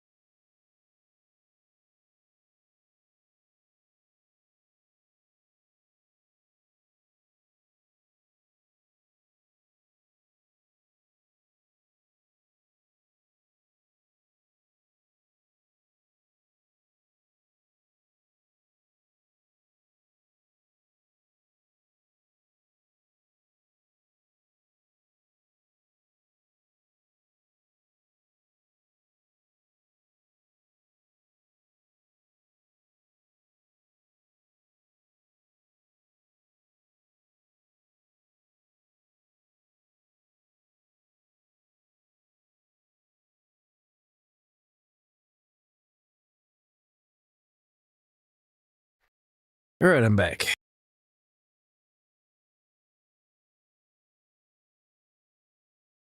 But that's kind of, I guess that's kind of like the thing that I am not sure how much of like a interest there is like retro titles, because as much as I have all the stuff to do those retro streams and I have all the stuff to do that, like I think retro is one of those things that is kind of niche, and I don't know if there's like a big demand for that content or not. But I don't think that would be the thing that determines if I do it or not. But the thing I always kind of worry about is like when you go to stream on a certain game, you type that game in. I know like when I start getting into PS1, PS2 era, those games are not going to be listed. So like the category is probably just going to be retro instead of the specific game that we're playing, because a lot of these things, the titles that exist on the platform are only as old as the platform is, unless it's like pretty common. Like I'm sure there's some Super Nintendo titles that are on the listing, but I don't know. There's the more obscure stuff is not going to be on there. But I'll have to kind of go through, like the thing I've kind of wanted to do is I've kind of wanted to roll out the Discord again. I have not. So the reason why I did not have the Discord open or like displayed anywhere like when we had started was at the time there was like this like ring of hacking that was going around in Discords, or like they would maliciously post like a whole bunch of shit to Discord that was like malicious. So I had kind of kept that locked down, but I would like to roll Discord back out in a way that I can use that as a kind of central meeting point and a central feedback point for like what games we're going to play next, or like what giveaways do we want to see, or what content are we interested in, or you know, what collabs do you want to see, or like general feedback and like a way for me to coordinate more community events, because I would like to like be able to put together like specific like Warframe squads for like if we want to do Warframe, or communicate like when I have stream availability that I'm going to have a stream or things like that. Like it's a good way to communicate kind of across the board on a lot of the different things that go on besides using like X or social media. But I feel like the difference between like there being a community and there being like, I feel like a Discord is like kind of one of the foundation blocks of building a community, because it's like kind of a central meeting point for everybody to go like when they want to find what they're looking for. It's just kind of like a kind of more of a directory, I guess. More of a, I don't know. I don't know how I would describe that, but it would probably be, because like if I put a poll on the stream, it's there for 10 minutes at most. But if I put a poll on Discord in a channel, it can be there for a week. It can be there for a month. It can be there for however long. And it just gives me a better way to see what people want to see, or like what the consensus is on what I should do as far as I guess that's kind of been like the tricky part is it's not so much what to play, it's kind of like what to play next. So like I'll finish a game and I've got this list of 2,000 games and I'm like, okay, well, what do I play next? And I either have to pick from new releases or I have to pick from a back catalog. And then if I dabble in the back catalog, then it becomes even more obscure, like what I'm trying to pick from. So that's kind of like where I could use more input. But it's not that I don't have a issue picking out a game. It's just like, say I decide I want to go through and play Kingdom Hearts. Well, might not necessarily want to populate the next months of streams playing Kingdom Hearts. So, I mean, if I get more content out, then I can kind of alternate content without necessarily having to go through an entire series in one go. But we'll kind of see. A lot of, I think the Discord is like probably one of my main things that I kind of want to get worked on. So a lot of the reason why you guys don't see a lot of the stuff get rolled out is I have 0 moderators. So I have to depend a lot on automated tools to do a lot of this stuff. And Discord is one of those things that does require like physical moderation. And it can be auto moderated to an extent, but as soon as I roll it out, I have to be able to moderate it. So there's these things that get rolled out that are going to necessitate me bringing other people on board as moderators. And that's kind of it's kind of one of probably the top 3 bottlenecks that I have is I don't want to subject any moderators to my stream schedule right now because it's non-existent. So like if I had like a set time, like, hey, this is the time that I was going live, that would not be as much of a problem, but I would not subject any human to my random schedule right now. So I think that's pretty understandable. But that's definitely something on my radar. But that's probably something that's been in progress that has been like a looming thing that I've needed to do for at least a year now. And I just kind of been kicking that can down the road as far as I can. And it's kind of getting to that point where I can't kick that can anymore. It's going to have to be something I kind of do. But I've never really been of the philosophy to not compensate moderators. Like I understand people can get people to moderate for free, but I don't like doing that. I don't like the whole, like, I look at it as a job and there should be some sort of compensation for it. Like, I don't really like the whole unpaid intern concept. I think it's like predatory in its very nature, but so I try not to engage in that as much as I possibly can. But at some point I reached the limits of my available resources. So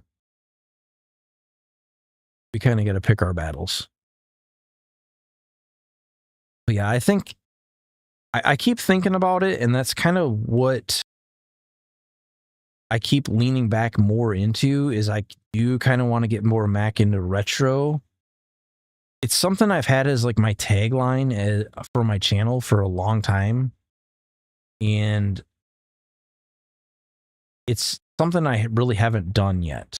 Like I have played some older games. Like I probably will go back and play Mad Max again at some point. I don't think I have any recorded gameplay of that. I think it's all lost to the ether at this point. But I would like to showcase like games when they're cheap. You know, when games go on sale, like what are good games to pick up? Like what are like you've got a limited amount of you got $20, you want to get some entertainment, being able to have those answers, like being able to say, you know what, this is a hidden gem from whenever ago. Like the one that I thought flew under the radar that I thought was really good, like I thought Sandland was really good, but like nobody played Sandland. Like I played Sandland, I really enjoyed Sandland. I thought it was really good, but basically nobody played that game. Same thing with like Mad Max, nobody played that game. There's some other ones that we'll go through and play, like I know you probably won't see a lot of people playing the Deadpool game because it's gotten delisted from Steam. And I have it downloaded right now. And I probably will eventually play it. But they lost the rights to a lot of the stuff in that game. So it got delisted from Steam, so you can no longer purchase that game. But you can still download it and play it. And I have it. I probably will do like stuff like that, like the more obscure stuff that you can't really get anymore, or you can't really play anymore. I think from a viewership standpoint, that stuff might be more popular because you literally cannot go out and play it if you wanted, because it's just not obtainable. And I think the PlayStation 1 and PlayStation 2 games, that might be the same sort of deal. That stuff might have more interest because you literally cannot go out and get those games. Like those are unique to what I have. And it kind of the main reason I haven't really played a lot of those is because the laser eyes for the PlayStation 2 and PlayStation 1 are getting harder to get. And the more I play that stuff, the more wear and tear I put on those systems. They've been mothballed for a long time. And if I start putting a ton of wear and tear on those systems, I don't know if I can replace them at this point. So that's kind of the part of the reason I haven't dabbled in that, but I think at some point I will go through and start to catalog those games. Because I remember there was like, and I don't even remember the name of this game, but it was like a game, it was an RPG. And the premise of the game is like you're a tank and you can pick what type of tank you are. And you go through, it was a PlayStation 1 game. And you would go through and you're a tank and you would get in battles and you would go through these tank battles and then you'd go to like the next town. It was like a RPG style map. I don't even remember the name of the game, but I remember it was fun. And there was another one. I don't remember if I can remember the name of the game. It was on a PlayStation demo disc. It wasn't Primal Rage. It was like a battle arena game for PlayStation 1. And it was called, let's see if I can find it.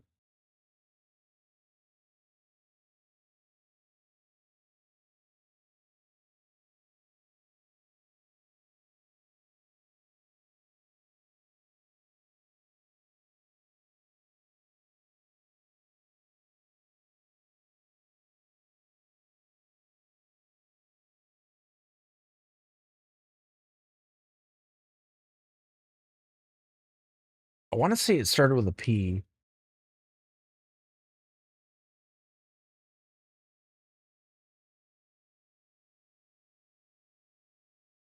It was like Prime.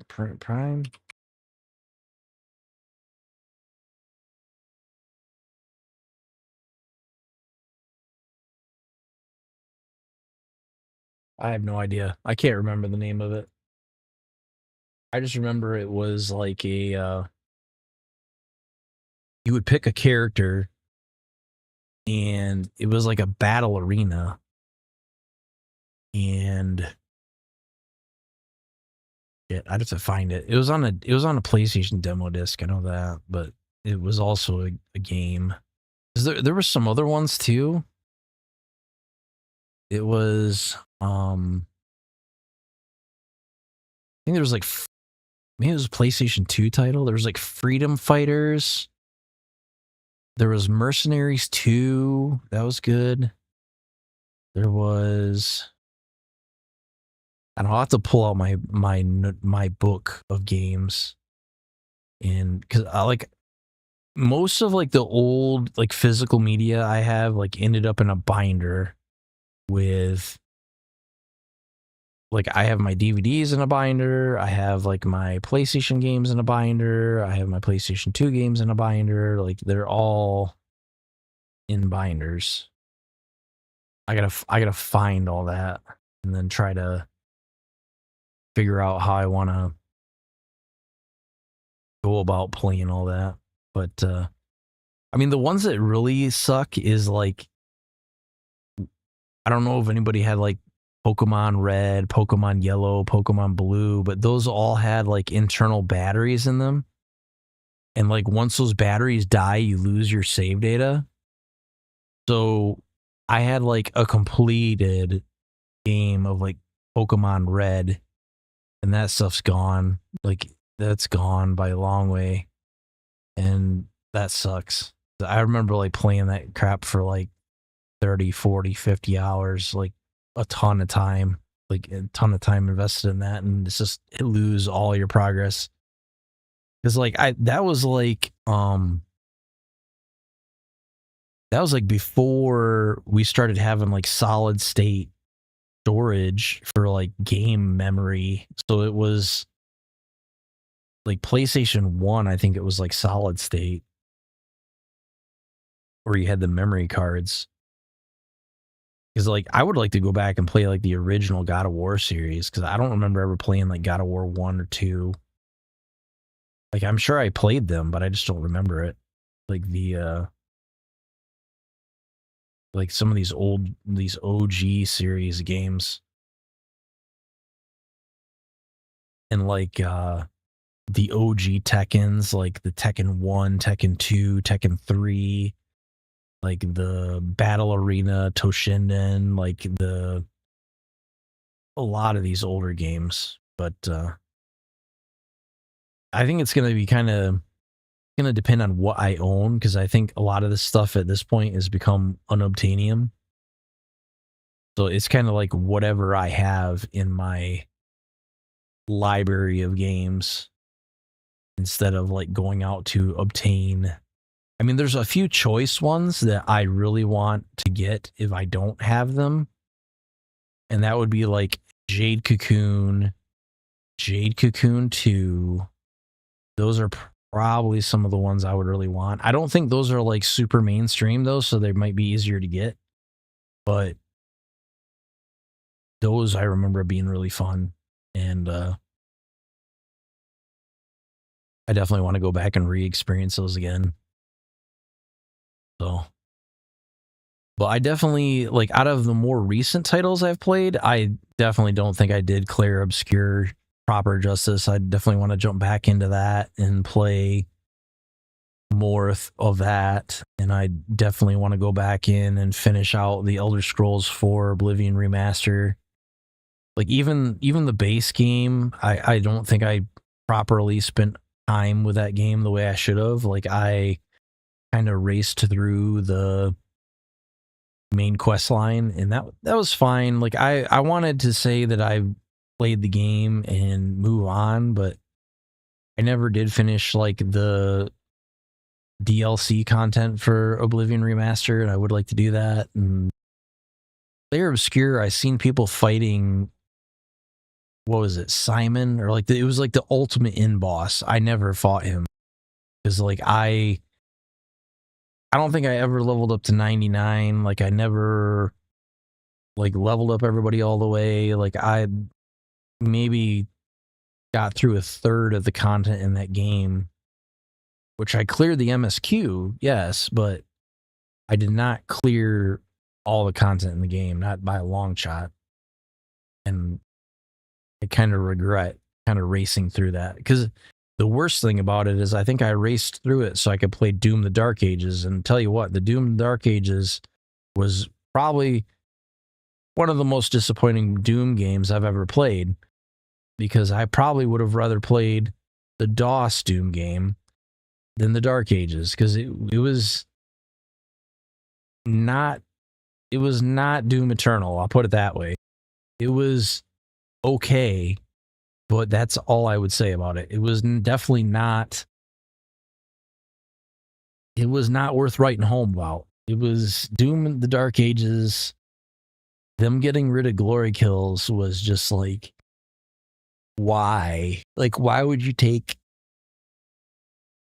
2 steps forward and 5 steps back? Like, it was just kind of. It was a game, but the gameplay was very slow, and the glory kills were non-existent. And that was like my 2 main complaints of that game. And that, and like the dragon combat in Doom the Dark Ages, that was garbage. My God. Like, I was playing with a trainer and I still thought it was garbage. It was bad. It was just not good. But I mean, it was fine for Game Pass. Like, if you can get it on Game Pass, but I would not have wanted to buy that straight out. That was going to be garbage. I keep seeing this like FBC Firebreak game, and I look at the reviews, and it does not look super great. So I don't know if I'm going to try that one or not. But the concept looked good, but the game did not look super great. I never did play Metaphor Fantasio. I hear that's good. What else is on here? I'm looking through the stuff that was just recently added to Game Pass.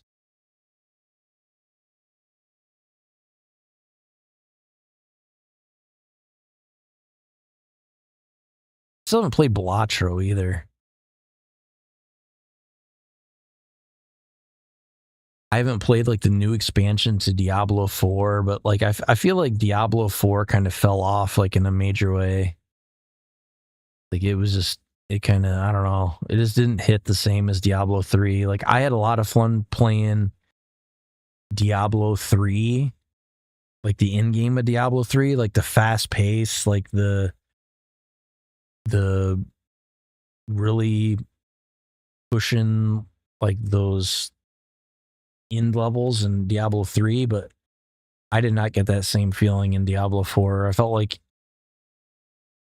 kind of had the same problem that it kind of had the same problem that Doom the Dark Ages had, where they felt like slowing down the gameplay made it better, but it just didn't. It was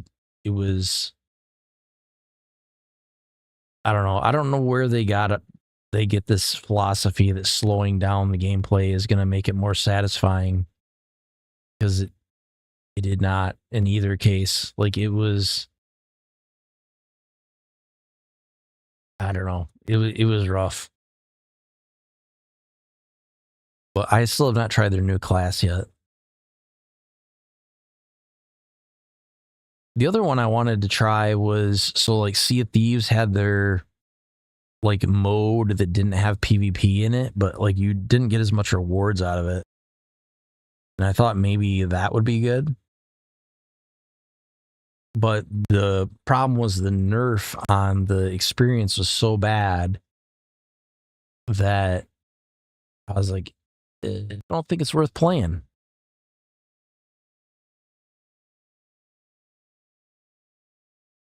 And then there was, what was the other ones that I wanted to play? So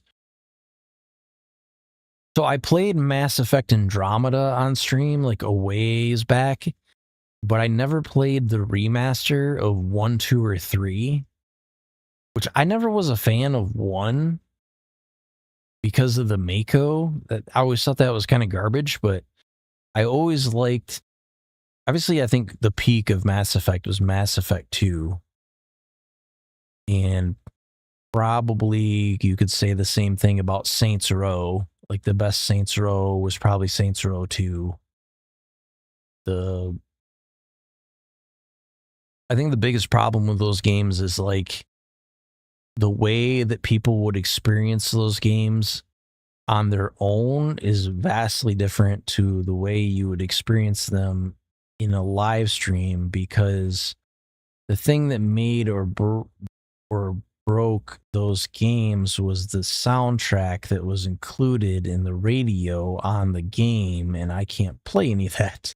So like there was like the soundtrack for Saints Row 2, or like the soundtrack for GTA 5, like those were pretty decent. But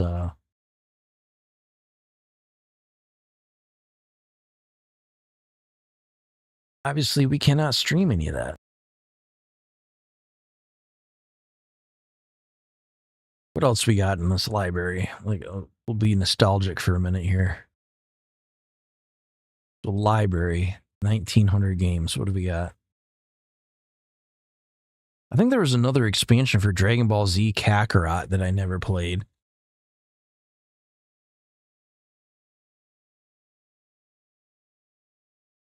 I think I kind of have to get to the realization that I own more games than I'll ever be able to play through. Because like just to play through the Yakuza series would take me like multiple months.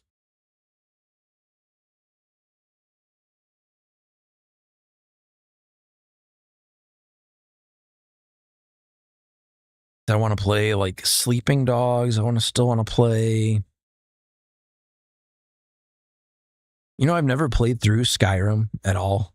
Like I played, the farthest I've ever gotten in Skyrim was I got up to the first town and I accidentally killed a chicken, and then everybody wanted to attack me. So then I quit the game. And that was as far as I ever got.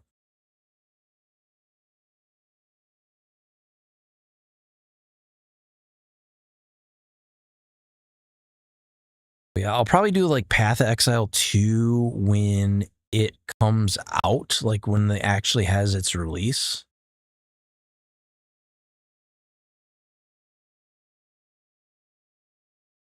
Still want to do Tainted Grail Fall of Avalon.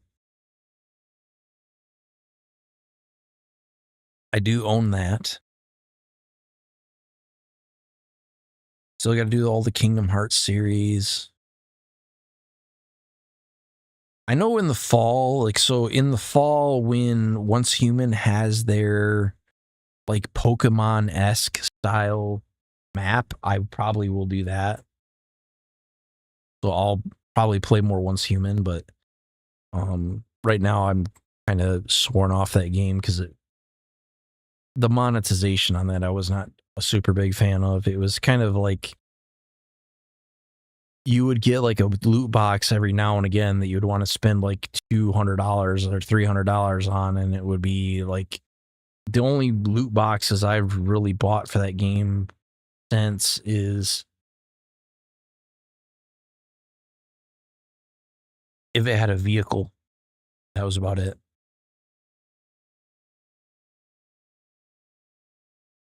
I've also wanted to go back and play the older Bethesda games. So like Morrowind, I have not played. I wanted to try that.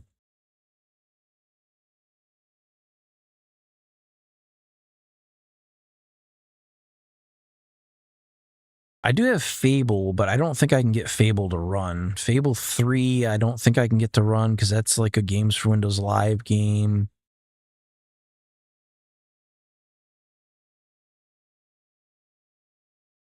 I've kind of wanted to go through and do the original Final Fantasies, like Final Fantasy 1 through 6, but those are not going to be like super entertaining, I don't think.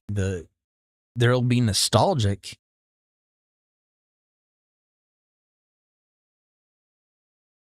But they won't be very entertaining. It's like Final Fantasy 1, like the one that was like for Super Nintendo. There ain't a whole lot to it. It is, I guess the only thing going for it is kind of short. But yeah, I don't think that one would be super entertaining. Until you get to the Final Fantasies that have had a remaster, which I think is like 3 or 4. Had like a 2D remaster or like a 3D remake. Like those ones might be okay, but I never did play through Halo Infinite. Never played through the campaign of that.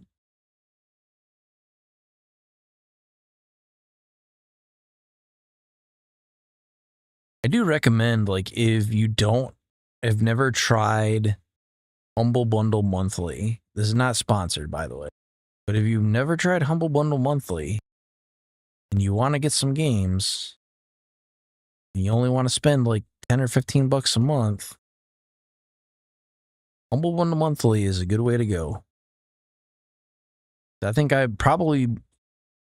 of my library is probably from Humble Bundle Monthly. There's a lot of that I got from getting like they did cut it back a little bit, but you can get a lot of good games that way.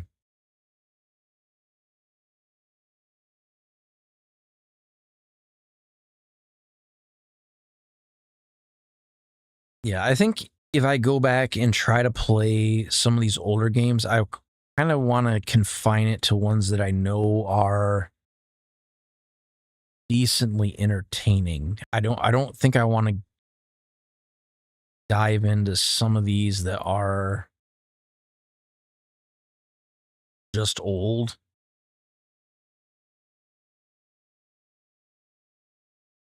I don't know how like entertaining like the original Max Payne would be. It'd probably not be super great. I mean, I would show you guys like my library, but there's probably like a good portion of these that I would need to hide. I'm pretty sure they're on the banned games list.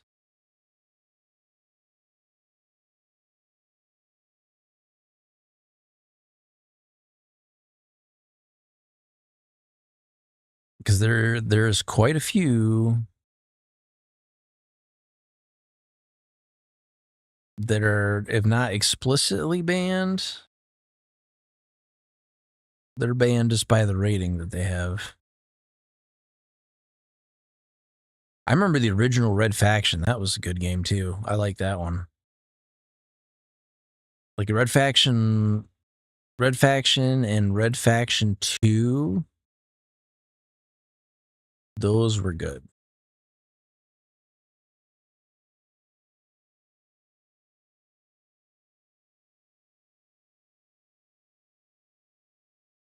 I remember I don't know why more people didn't play that game. Like the RoboCop game, I thought that was really good too. And like that was not very popular. There's just like a lot of games that like people just did not give a chance at all. And I don't know why Sandland was that way, because Sandland was freaking good. I had 50 hours in Sandland. I thought that was good.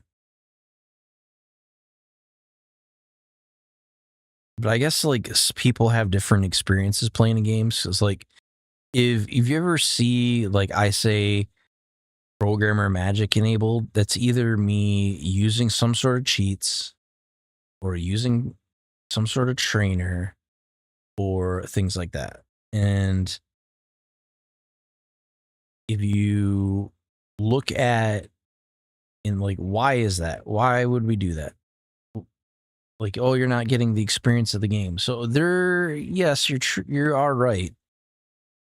But there are some games, especially now, that monetize single player aspects of the game in a predatory way that I would have not wanted to play through the game in the legit way, probably ever. So, like, I'll give you a solid example. So,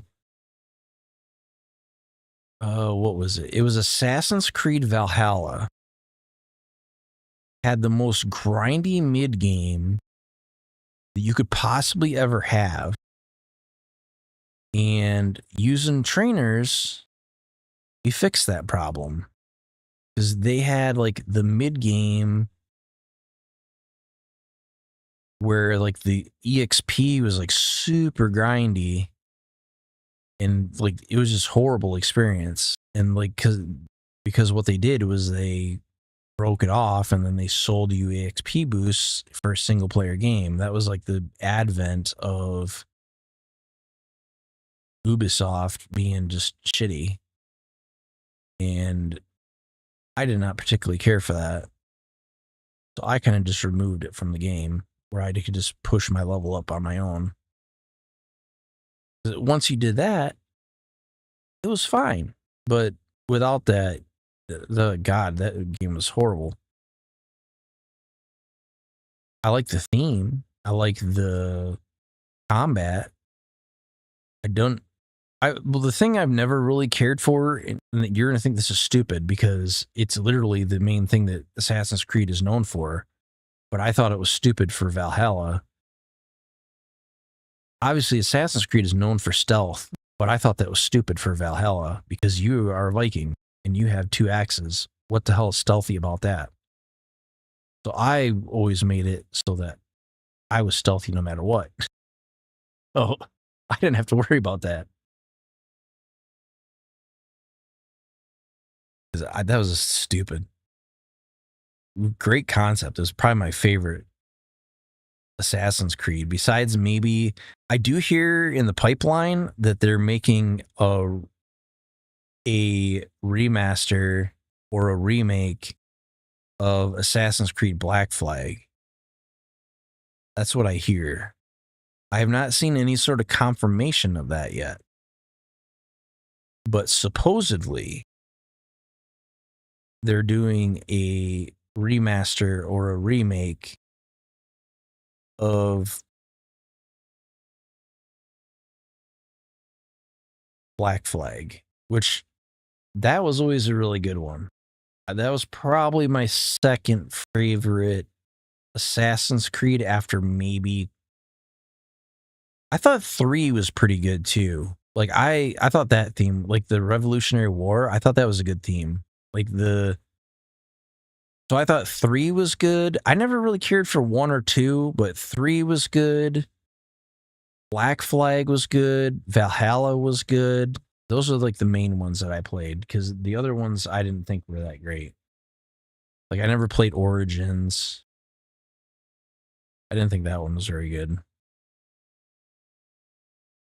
I mean, I might go back and play them eventually, but I feel like if you play, it kind of has the Far Cry problem where if you play one, you've played them pretty much all of them, where they become so formulaic that they feel the same. And I feel like that's an Ubisoft problem more than anything, is their games feel so samey that half the time you couldn't tell if you're playing Far Cry or Assassin's Creed now. Like the mechanics become so similar that they're almost indistinguishable from each other.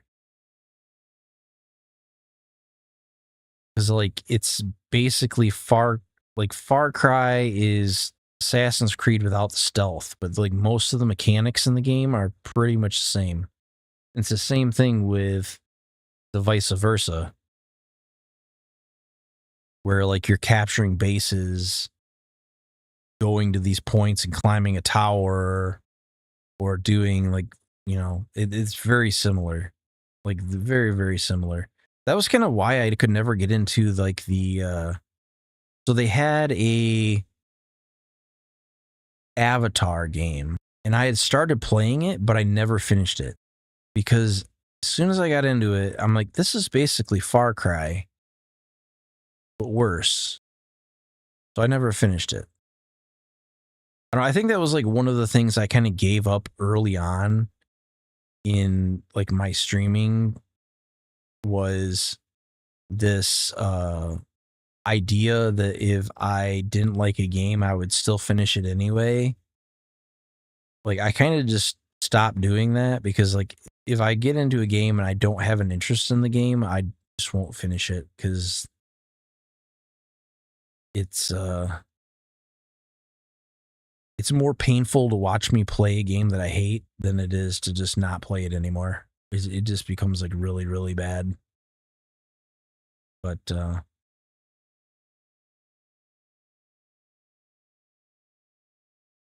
don't know. There's way more content than what I have time to make. But I do see like more people in. I've seen my friends kind of do this more, and I think maybe I should get into that more. Where there's like the ratio of gameplay to chatting kind of changes. But like I do like to keep the majority of my content being gameplay content. I don't necessarily like doing a ton of just chatting. Like so like this stream is like unique in the grand scheme of my streams. Like this is like my only just chatting stream I've ever done. Period. Like the formula that I usually follow is I will go live in the category of the game that I'm playing. I'll do like maybe a 10-minute intro and I'll start the game, maybe a 10 or 20-minute outro. That's pretty much it. So like it's very formulaic. But I kind of would like to get more in the habit of doing more just chatting, but it's not something I do frequently that I probably should get more in the habit of. But there's other games too. Like the one I've really been waiting for that I want to do is like a co-op title is Jump Ship. And that was like I see it on here and I know it's in is it in early access now? Coming soon to early access, so it's not out yet. Comes out this year. But that one looked really good. So it's a co-op, mission-based PvE for 4 players where you're the crew of a spaceship and you can go on foot. You go through, it's basically like Star Trek, but different. So like I thought that would be really good because there was another one like that called this one's called Jump Ship. The other one was called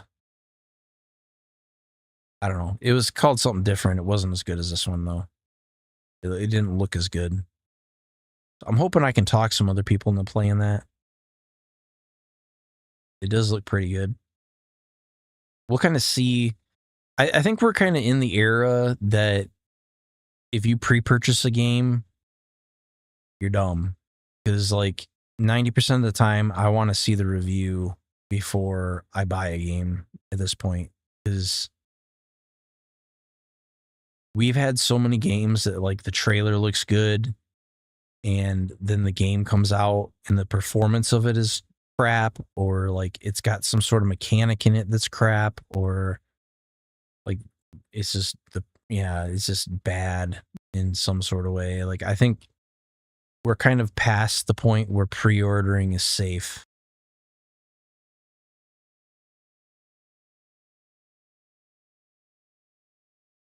Yeah, not really a lot of like new stuff out right now. Although I will say Dune Awakening, I really want to play. Like I do really want to play Dune Awakening. I just don't know.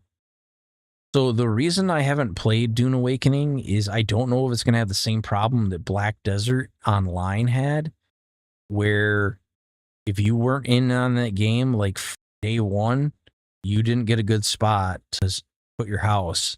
And like how important is the spot you put your house? Is there resources that you can farm in your house? Is it not super important where you put your house? Does it if it's really important where you put your house, then how are the servers divided up? How does that work? Like, if I thought that jumping in late was going to result in me having a disadvantage, then I would not play the game. That's kind of like where I'm at with it, because I don't think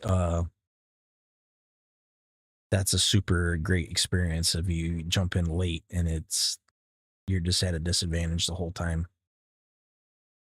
But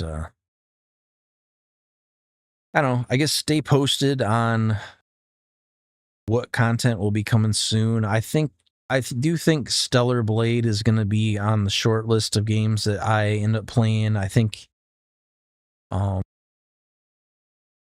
that might be one of the ones that I end up picking up just because it's more in the recent releases, and I think it's still in everybody's periphery at least, whereas some of these other ones are not. So I mean, the Stellar Blade might be one that I end up picking up here in the next day or so, and I might end up downloading that to play. But um, I don't think we would get a chance to play it until,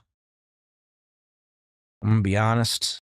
So I'm looking at the calendar right now. Probably the weekend of the 4th is what I'm guessing.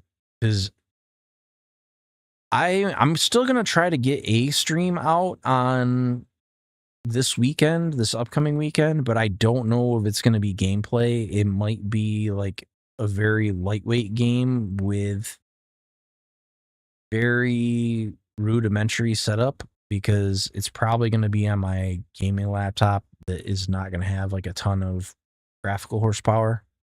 So it's probably going to be like a more entry level game, something that I can do for like a day or set up relatively quickly. I will try to get content out though, and I don't really want to run the current giveaway longer than 2 weeks. That's kind of like I usually have like a pretty firm cutoff on like 2 weeks or at the most 3 weeks, unless I'm like out sick or something. But we're going to try to keep the cadence of that somewhat regular.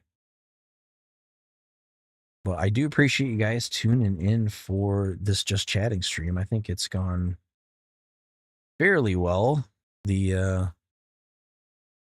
It's a little bit different, but I wanted to kind of give you guys some sort of content this weekend besides me just not putting out any posts and not putting out any content and not saying anything. I thought that would be kind of shitty, but I do appreciate seeing some of you guys pop in. But I hope you guys have a good weekend, and I will talk to you later.